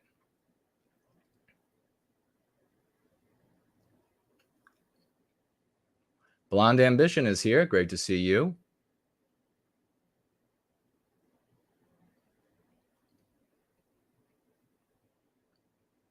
Says poor variables breed poor mentality.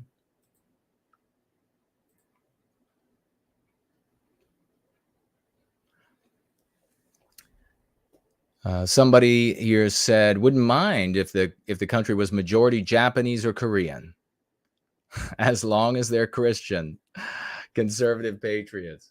Oh, my friend, this is not the world for you. This is not the environment for you.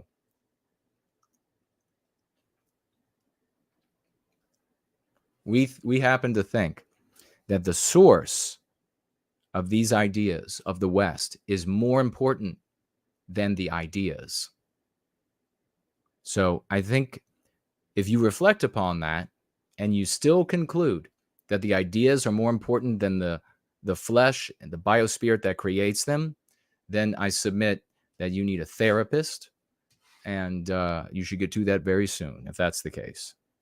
That is a broken idea that is circulated and pushed endlessly on conservative America. And they're just merely repeating it, which is what I think probably you're doing. It probably didn't originate with you. But it is a crime. You're talking about if they're Christian. God, including the Christian God, wants you to exist. He wants white people to exist. He wants white people to have Western civilization. If he didn't, he wouldn't have created us. So no good Christian can ever doubt, can ever second guess the good Lord. And if you believe in any other gods, you can't second guess them either. If we're here, it's because the Creator wants us. And to say, well, it doesn't really matter as long as that religion, or as long as these ideals, as long as they continue, that's all that really matters. Bullshit. Bullshit. What was of value? And I mean, these Aesop fables and the rest that we used to teach that are gone now. They've been white erased from our society. But what had value? The goose or the golden egg? What was the thing of value? And that's what that fable tried to teach. The goose. That's the thing that's valuable. They cut it open to get the rest of the eggs, the golden eggs, and there weren't any because the goose produced them from its very essence. And I submit to you that you crack open the white race because you think Western civilization is there in abundance forever. You'll find out it's not there, and it'll be gone. The great Elaine Sabatino is with us. That's another hero that I'll be celebrating this coming Sunday for her great IRL work. I finally found, with the help of Franklin, my dear lady, finally found all of these wonderful images that you've come across out in the real world. So we're going to be celebrating you in a big way.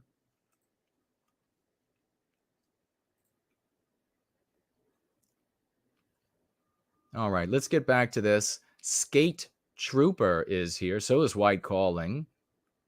A big welcome to everybody.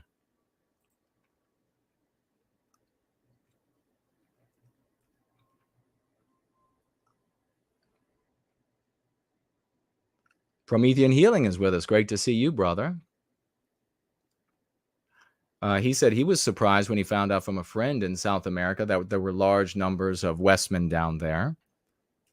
Now, something I will warn against before we get back to our good friend Charlie here. Ooh, I just realized. Is he Korean? I hope he's Korean. I'm not. That's not a slur against him. We'll just say the whole name, Charlie Cheon. I believe that's how it's pronounced. There are a lot of white people out there that think, I'll just flee to, and some have. And for those who had to flee from the Western country they were in, they were probably like legitimate reasons. There was nowhere they could go there anymore, and they had to flee. Okay. But a lot of white people are leaving Western countries because they're cowards. And they're heading down to other countries, some in Asia, a lot in Central and South America, and they're going to like these little communities of expats. You all are going to be eaten alive. Not today, not tomorrow, but as the West loses its ability to enforce the will of the West on the country that you're in, the people down there who you thought were so nice will begin to treat you quite a bit differently. And of course, we can see that throughout history as well. So that's my prediction. I hope it doesn't befall you if you're one of the folks who are down there. But I've talked with some and they're like, no, it's fine. I mean, it's just, they're so nice and they stay away and we do our thing and then we transact a business and okay. Okay.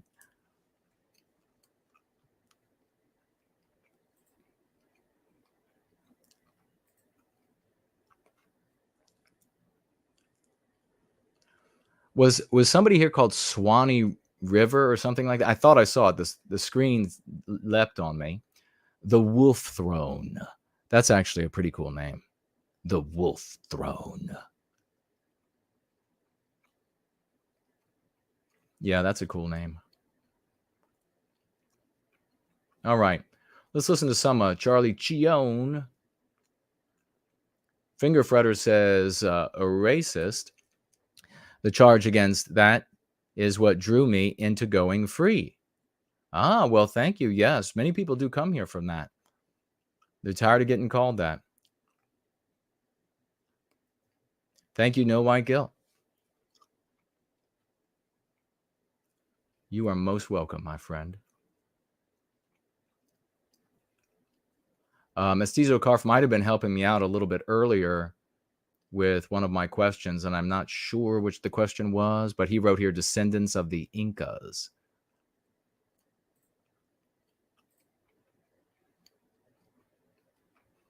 All right, we got a Dennis here as well. Doom Flayer says, do you think we will be completely wiped out? Or will we find a Byzantium? Well, don't look to Byzantium for answers, my friend. We are not going to be wiped out because we have the cure to anti-whiteism. It's a psychological warfare. That's what anti-whiteism is. We have developed the remedy to it. And we've demonstrated that it works for the individual, which it has to work on the micro if it's going to work on the macro, right? If it doesn't work on the micro, it can't work on the macro. There are infinite number of ideas, vehicles, strategies that have all failed, that have predicated their approaches on some macro resolution. You just can't tell your family. You just can't. You just have to hide your power level. You just have to. Well, it's never going to happen then. And it never has. There's never been headway. We are the only community that's actually made headway, that hasn't just gotten to somebody that already agrees with us and then given them some more news, some more info, some more history, some more revisionist history. And, you know, we are the ones who are actually pushing back. And you're going to see this coming Sunday, a great example of that from the great Franklin. You'll see exactly, I designed this to work a very specific way, and it works. And very smart people, courageous people have come. And if they didn't come, I just would have been alone, still just like shouting into the ether. So it's all these people, to these people's credit. It's all Team White Wellbeing credit. If you want to participate, you can find the link to do so in the description below. If you want to be one of those heroes.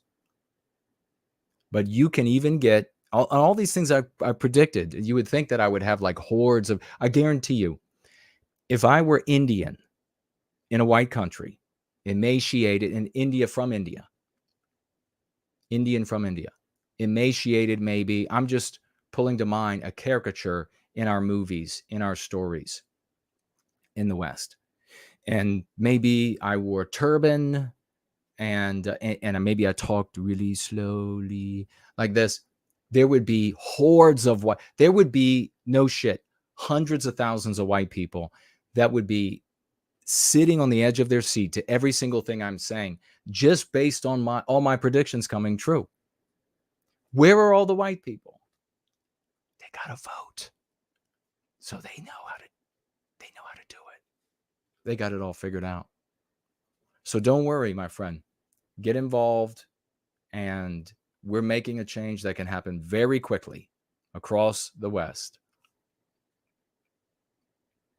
Thank you for that question. Bryce is here. Hello to you. Let's continue with Charlie Chione. Just preface it by saying this. The migrant crisis today is unprecedented. Just to give you some context, in the fiscal year of 2022, CBP stopped migrants from crossing the border unlawfully 2.76 million times. That is 1 million more than the previous record, which was in 2021. In the month of August alone, CBP had 181,000 encounters between ports of entry. That's an incredible number. But the number of encounters doesn't mean a number of people, since there's some recidivists, around 10 to 20%, who are repeatedly expelled and come back. But it's also important to know that these are the number of people who are actually caught. There are others who go undetected. I think it's safe to conclude that hundreds of thousands of people are jumping the border every month. There's two things I want to mention about the migrant crisis. First is the conflation of actual asylum seekers with economic migrants that I see a lot of. Oftentimes, it is said that these unauthorized border crossers are asylum seekers. Best summarized by New York Governor Hochul, people are coming from all over the world and finding their way through, simply saying they need asylum. Yes. Is he saying anything we don't know yet? He did say something that is a peeve of mine. The common phrase, the colloquialism is pet peeve. But it's a peeve of mine. Oftentimes. Just say often. Just say often. You don't want me to come through the screen on your computer, television, or phone and choke you. Just say often. There's no need to tack times on. I think this conflation stems from the fact that under current law, you're able to file for asylum even if you have entered the country unlawfully. I think there's good humanitarian reason for this law. We should be hesitant to repatriate someone to a country if we know we'd be putting them in danger by doing so. But it seems pretty clear to me, and I'm wondering why it's not brought up all that often, that there seems to be an abuse of this humanitarian policy. It seems clear to me that most of these hundreds of thousands who are caught jumping the border did so intending to go under the radar, but some, having been caught by border patrol agents, claim asylum to delay the removal process. Human traffickers who get paid to smuggle migrants across the border know how to game the system, and some coach their clients that in the event that they are apprehended by border, there's an entire anti-white cottage industry. You have anti-whites on both sides in government, where they create these loopholes, they create these quick pass ways, they create all of this, and then on the other side, the people who deal with the government on behalf of the border crossers. There's an entire cottage industry of faking the documents. Now, it's not in every case, of course, but we have found so many of these cases that it's certainly worthy of mentioning. Faking the documents, telling the people exactly what to say so that the government workers will let them in and say, well, just come back in 10 years for your case. Patrol agents, they should claim that they're here to seek asylum. Now, I can understand why they would do that, and I understand the policy behind our asylum laws, but it doesn't go to the humanitarian spirit of our asylum laws for people to be using it as a loophole to frustrate the lawful removal process. The vast majority of the millions of migrants entering the country unlawfully each year, including those who are not caught at the border, do not apply for asylum. They came in intending to break the law, not to avail themselves of any lawful process. Many who have legitimate claims to asylum present themselves at a port of entry, either at an airport, at border checkpoints. Some who have legitimate claims may first jump the border, then claim asylum, but this is an exceptional few. To categorize this massive influx of migrants we are seeing with asylum seekers is inaccurate. As stated by the New York Times, as migrants have fanned out across the U.S., many leaders and immigrant advocates have begun referring to the newcomers as asylum seekers, not simply immigrants. They're trying to gain the nerve upper hand at the expense of truth. Because as soon as you label the millions that jump the border as asylum seekers, even though that is not true, you know it stifles opposition. People generally tend to react more kindly to those who are fleeing persecution as opposed to people who jump the border for economic manipulating primarily the females with this, oh, they're starving, they have babies and they're starving. Opportunities. That's manipulation and tugging at people's heart. Does that work in Israel? What's the difference? Well, there isn't any anti-Israelism like there's anti-whiteism. So you can't say on any grand scale, well, they're poor, they're tired, they have babies, and then all of a sudden all of the Israelis capitulate. No, they say this is for us. Even the ones that, and there are opposition groups in Israel that do want to have a more lenient approach to outsiders. But it's nothing like the anti-whiteism manipulates us. Now, where is the problem? The problem is in us. And where in us? It's the anti-white infection. So if we treat ourselves for the anti-whiteism, then we take the tool away from those who would victimize us, and we completely change the outcome. If you want to follow one of the other tacts, you'll right now be complaining that there are Israeli groups that help border crossers come up to the United States, and you'll complain endlessly about Jews, and you'll complain endlessly about Mexicans, and you'll complain endlessly. And what does that do? Who does that serve? Well, it's a selfish, individualistic argument, and it's only serving you. We don't have a people. And if you don't have a people, you die as an individual. It's like I was talking about on Sunday with the guns. If you want to die with your gun, then stay a selfish individualist. If you want to live with your gun, go free. Heartstrings to delegitimize concerns that are valid. And the second thing I want to mention about this migrant crisis is the tug of war between the blue states and the red states. And I'm seeing a lot of hypocrisy here. And I say this as someone who has lived exclusively in blue states and see the rationale behind sanctuary cities under the principles of federalism. To explain, red states, especially border states, have been busing migrants to blue areas like Boston. Oh, well, he's not mentioning there, is he? That anti-whites are allowed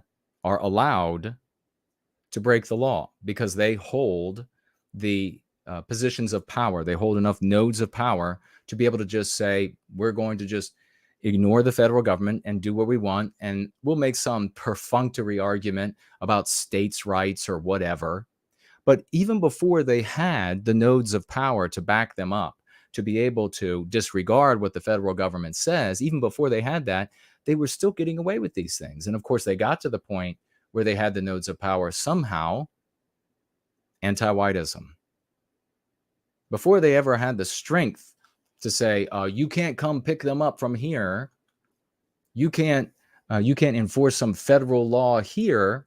Before they had the strength to legally say that, because they had the votes and they had the nodes of power, they had what? They had that social morality, that anti-white, immoral, moral imperative. And that's what everybody capitulates to. They don't capitulate to the argument of economics.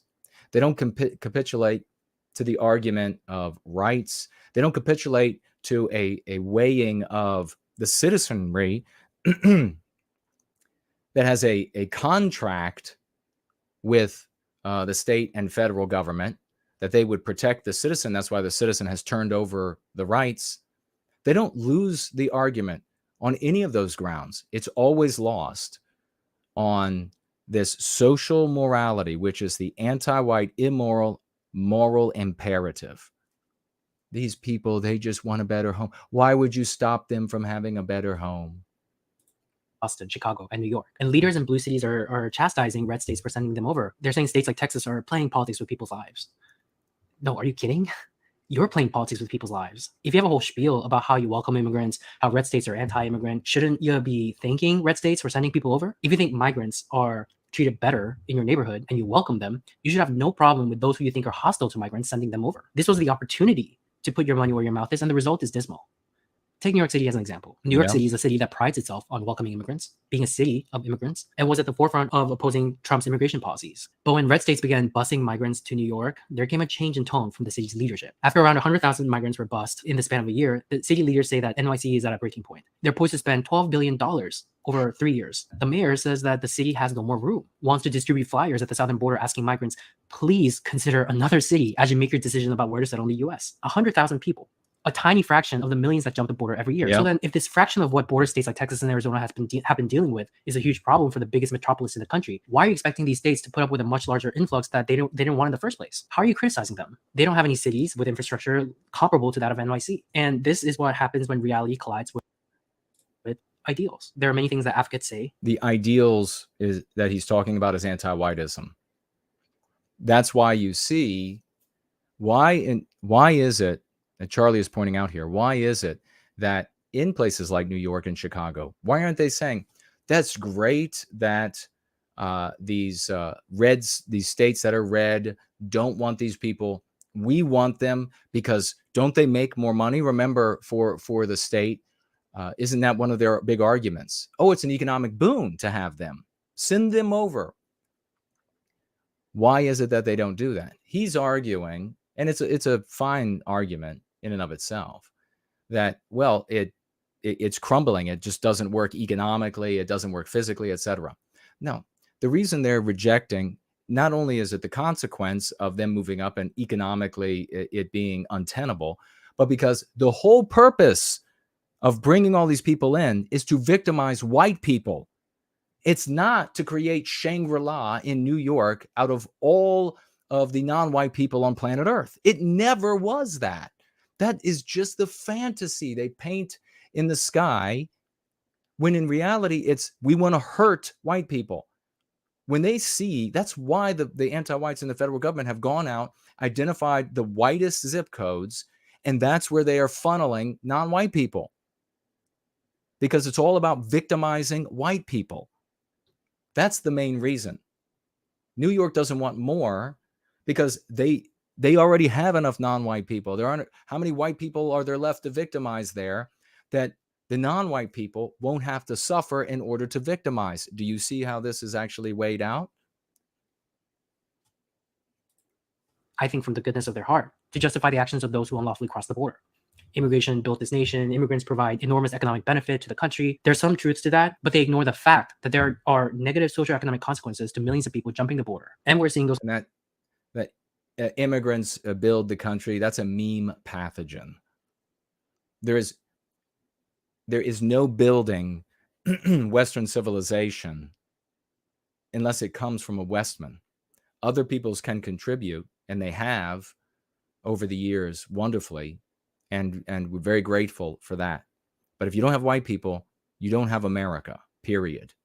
Those consequences play out. And so that brings us to President Trump and the famous slogan, build the wall. And I'll start here. When he launched his political career riding down that golden escalator at Trump Tower, I didn't like him. In fact, I grew to dislike him more and more and hated him throughout his entire presidency.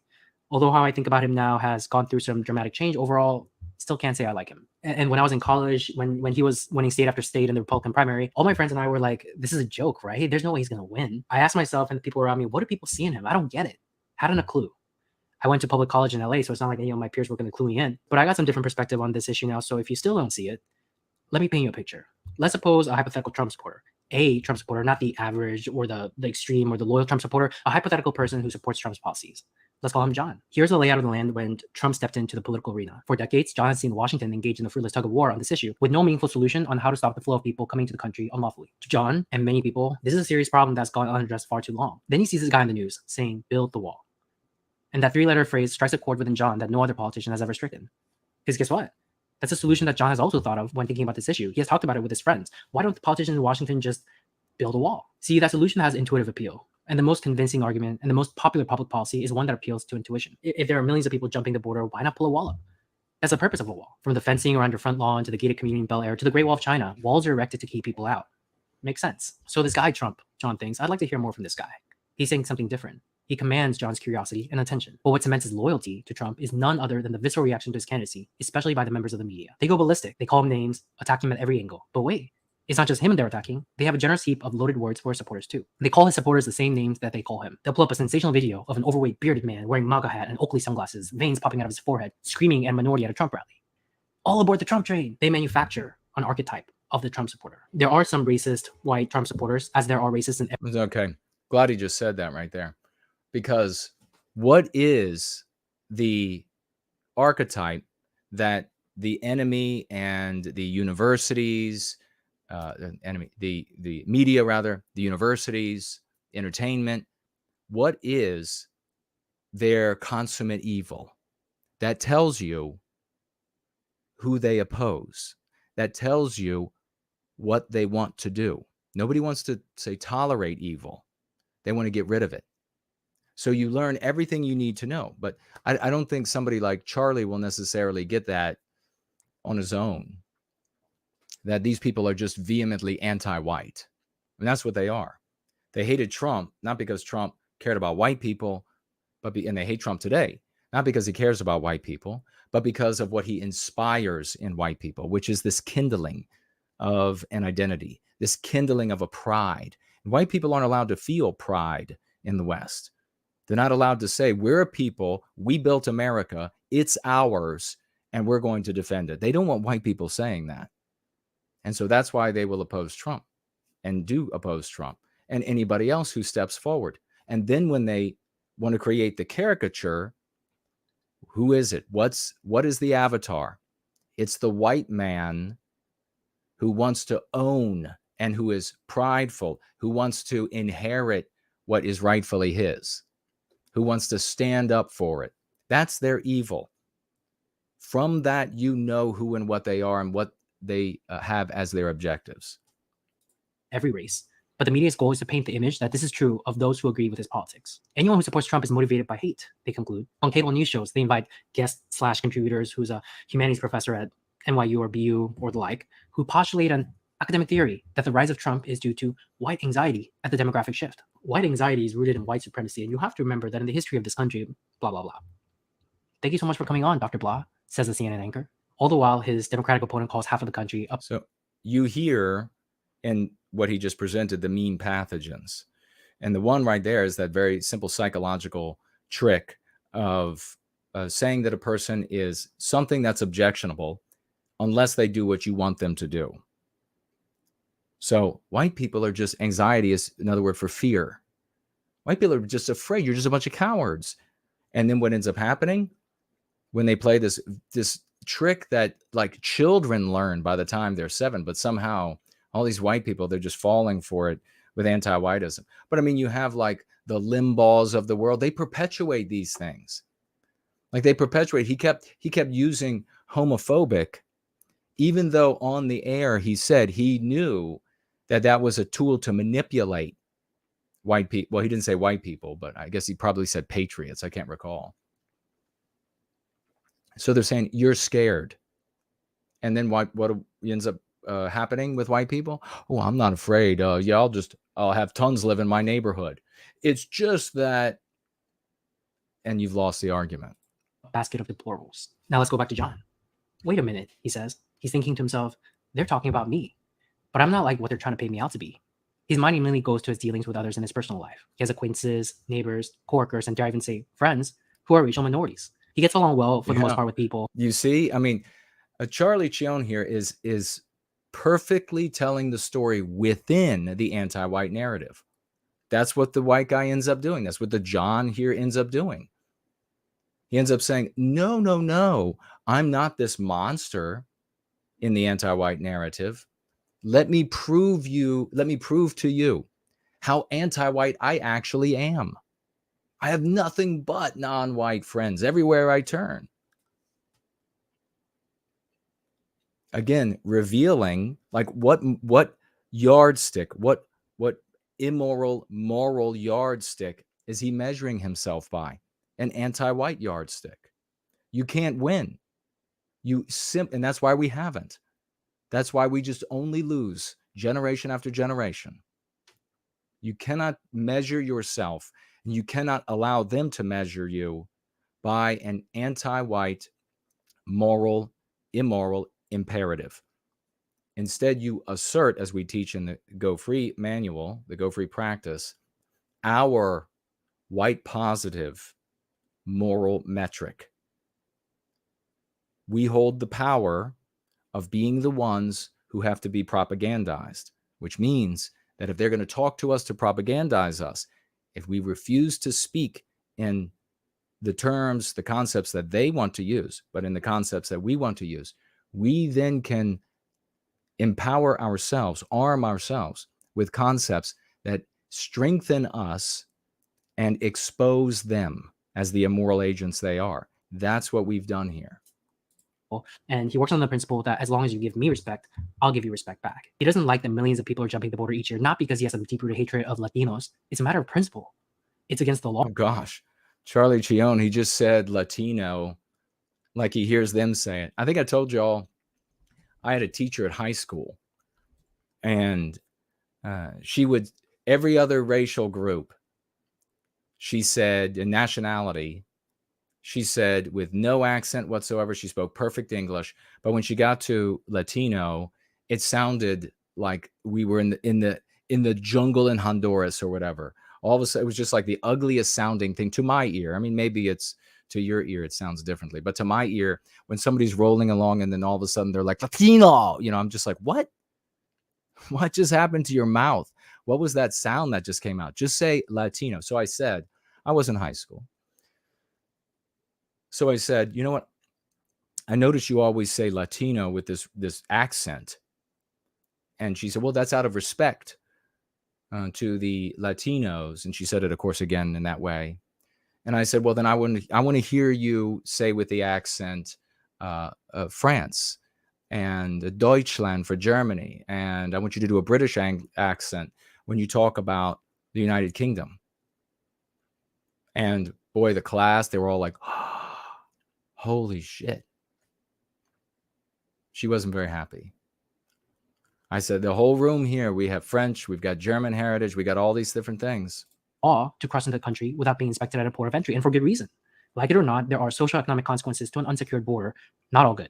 And maybe he harbors an outrageous thought, as do most people in any given country, including in developing nations where these migrants originate, that when someone comes into a country, that person should have the humility to respect that country's customs and laws. So he has his own principles, and you can disagree with it.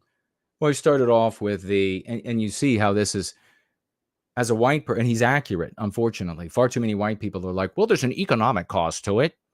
And, well, you know what? If I knocked on their door, as I said to you earlier, that's how I think it should be. Nobody gives a shit. You have to address where we're being attacked. Nobody gives a shit about any of that stuff. Every time you've made the argument, your parents made it, your uncles made it, your grandparents made it, your great-great-grandparents made it. It's lost every time. You've got to address where they're attacking, which is anti-whiteism. Why are you so anti-white? You want to make the country anti-white and filled with non-white people. Why are you so anti-white? You want to diminish my representation because I'm a white person. Why are you so anti-white? You put them on the back foot. And then you see they begin saying, I'm not anti-white. I have white friends. Good. But he knows what's in his heart, and it's not hate. And he knows his heart better than anyone who wants to characterize it for him, particularly those who seem to hate him for the opinions he holds. He thinks to himself and expresses to others, they want to call me evil for policies I support that I feel is for the good of the country. I'm done listening to a word they say. And things don't really change for John when Trump becomes president. And in fact, his trust in Trump grows all the more, for it seems as though the world is against the guy who, in John's eyes, wants what's best for the country. There's first the behemoth of a bureaucracy that is the federal government. Civil servants low in the totem pole, but who have job protection and white discretion in the way they exercise their duties, frustrate Trump's agenda, and so forms the idea of a deep state. Then there are members of the media, who you think may have gained a modicum of humility and perspective. How do you handle the deep state? You have these preposterous ideas. There's a content creator out there that said, well, what Trump has to do is when he gets elected again, he has to fire 60,000 members of the bureaucracy. That's not going to happen. And where's the pool that he's going to replace with? A bunch of people who are also infected with anti-whiteism?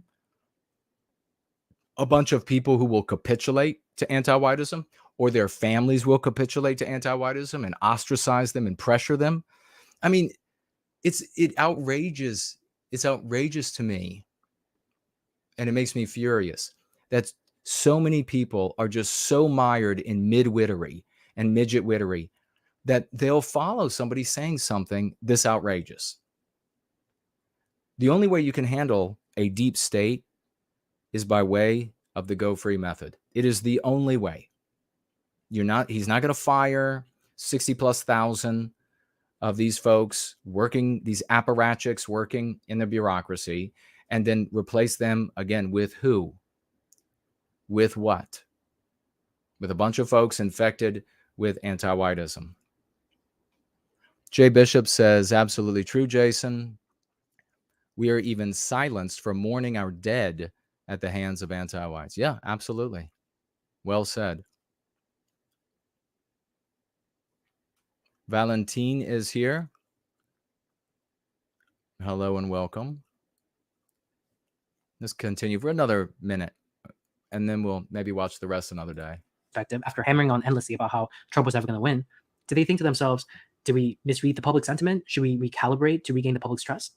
No, they doubled down. When sections of the wall began construction, what they do? Oh, look, you guys. See? It's ineffective. Look at these footages. People are climbing the wall. People are going around it. People are digging under it. See, we told you this wouldn't work. It's ruining the ecosystem, says the New York Times. But see, to John, and many people like him, this is not convincing at all. Sounds to him as though these arguments are mere fodder to criticize something you didn't want in the first place. That is not that you don't want the wall because it's not effective, but rather you don't want the wall because you don't have a problem with hundreds of thousands of people jumping the border in violation of law. These criticisms are disingenuous. And of course, this argument, maybe just ended there. This argument of it's not legal. How many times have you heard it? Maybe you've made it. It's totally useless against a immoral, anti-white moral imperative. It's totally useless. Morality always trumps law. It always trumps economics. It always trumps what the zeitgeist, the moral zeitgeist, the social morality of the day, which has defeated Christianity and defeated everything else, all the political parties, all the lodges, all the different ideas, because it's psychological warfare. And none of those entities were prepared. They couldn't have been for contending with psychological warfare. We are a consequence of growing up in the psychological warfare and finding a way out. We are the ones who are bright enough to see how we're manipulated, bright enough to create a plan, to test the plan based in reason and logic, submitting it to the real world scientific method, and keeping on board what works and pushing it and having proof of concept everywhere we turn. I think that's going to be about enough for this roll-in. Peter's son is here. Hello and welcome. Promethean Healing says, Chad Move saying that to that classmate, I hated the obsession with whether someone makes a proper accent when pronouncing a Mexican name when I was in high school. I know. It's just so ridiculous. Also, I mean, she didn't do it for white countries, but she also didn't do it for other non-white countries. She did it for all the Central and South American countries. All right, looks like we didn't miss anybody over there or over there. So I'll turn around to here. And we have on Entropy, Light of the Twin Lambs. Thank you so much, good brother. Good to see you. $15 over there, financially gifting. And he says here, are you familiar with the video game Starfield? No, I'm afraid I'm not. The setting is the year 2330. Earth is uninhabited, but humans have colonized other planets. The only country mentioned for which characters state they have former roots is France, all of whom are sub-Saharan Africans Well, my God, the gaming world. I remember years ago when Gamergate happened, and all these people that time, younger folks, younger guys, and they were like, they're not going to do it to the gaming world. They're not going to be able to. This is where they're going to, like, this is where it meets. This is where woke, although it wasn't woke then, I guess it was progressives or no, social justice warriors. This is where they come to die. Now they totally own and crush everything in the gaming world. Everything is well, not every single thing, but you know, it's enough that the hyperbole is warranted, right? Elaine says, thanks for the update and sharing Charlie's video, Jason. Well, thank you so much for that. Nancy Drew says, morality trumps law. That's why in legal spheres, they talk about the spirit of the law instead of just the terms of the law. Well, thank you. So that's a great point, actually. I mean, what is the spirit of that's what the morality that encases it. And that's what happens with all laws. I've been trying to tell people in the white sympathetic sphere this for a very long time. Everything when people sit down and I have to tell you, there was a group that I was in, and it was composed of like professionals, mayors in Virginia. And I attended a number of their functions. I was a young man. And I told them that, I told these people, accomplished folks, and some of them with money, that all law, all events, all history is dependent on the people who are doing the interpretation. And they can be made to mean anything that they want. And these folks, I mean, it was like the most gullible white moment ever. They were just like, no, young man, that's not how it works at all. The way it is written, you interpret what is meant by the way it is written. And there might have been a judge there as well. I'm not going to tell, maybe in a tell-all book one of these days. And they said, no, that's not how it works at all. You review it in the light of the way it was written. And I thought, these people are like the dodo bird. They're meant to die. They have reached like the end of this. Like they thrived in a universe, in a world where there was only going to be people like them.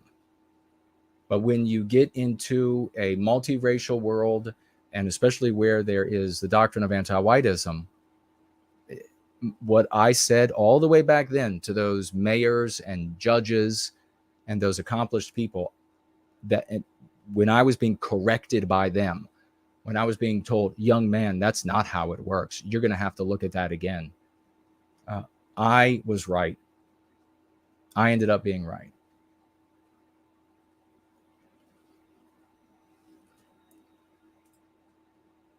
All right. Let's take a quick look, make sure I didn't miss anybody else there. Thank you for the dancing kitty cat over there on the live.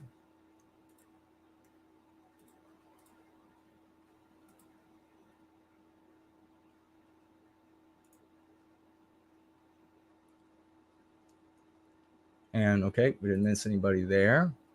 So we're good. I'll see if there are any final comments, and then we're going to roll out. Roll out.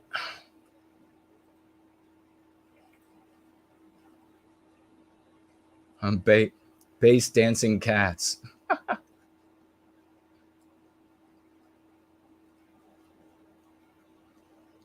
All right, folks. Well, I'm going to be back. And if something big happens with like this war, I imagine probably tomorrow, which is really today, there, it's already, I guess, early morning. They might be rolling in already. Could be another couple days. I don't know to what degree the country was in a state of readiness. I would imagine it was in a high state of readiness, but I could be wrong. So we'll see. But it's going to be quite soon that the Israelis are going to be rolling in and they're going to be going door to door, and who knows how nasty. If there's something that I feel that should be talked about because you all are likely to encounter it in conversation, then I will jump on. I'll let everybody know. But otherwise, it'll be Sunday, back again for the gathering, 5 p.m. Eastern Standard Time. And I hope to see you all there. We're going to go out on the great Fournol, I'm a white man, because damn it, you know I am. Roll out.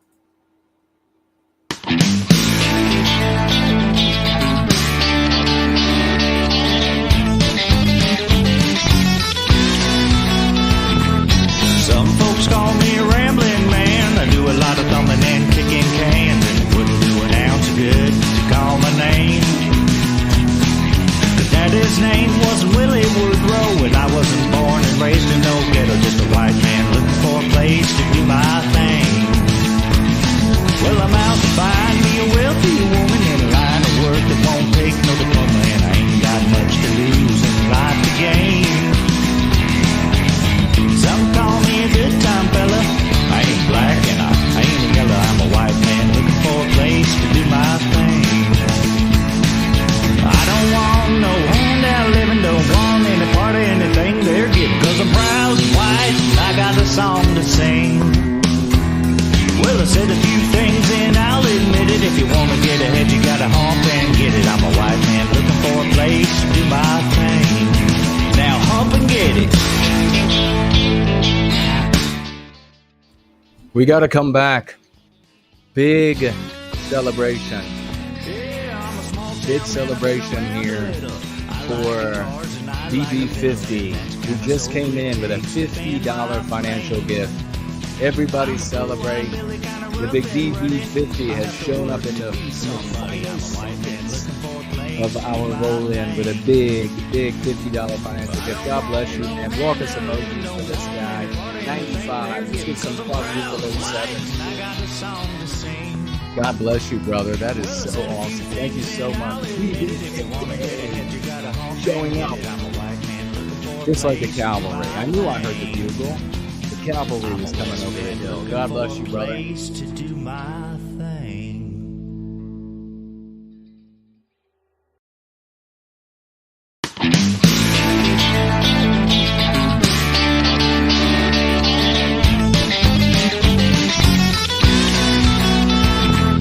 Some folks call me a rambling man. I do a lot of thumbing and kicking cans, and it wouldn't do an ounce of good to call my name. Daddy's name wasn't Willie Woodrow, and I wasn't born and raised in no ghetto, just a white man looking for a place to do my thing. Well, I'm out to find me a wealthy woman in a line of work that won't take no diploma, and I ain't got much to lose and life to gain. Some call me a good time fella. I ain't black and I ain't yellow. I'm a white man looking for a place to do my thing. I don't want no handout living, don't want any part of anything they're getting, 'cause I'm proud and white and I got a song to sing. Well, I said a few things and I'll admit it. If you want to get ahead, you gotta hump and get it. I'm a white man looking for a place to do my thing. Now hump and get it.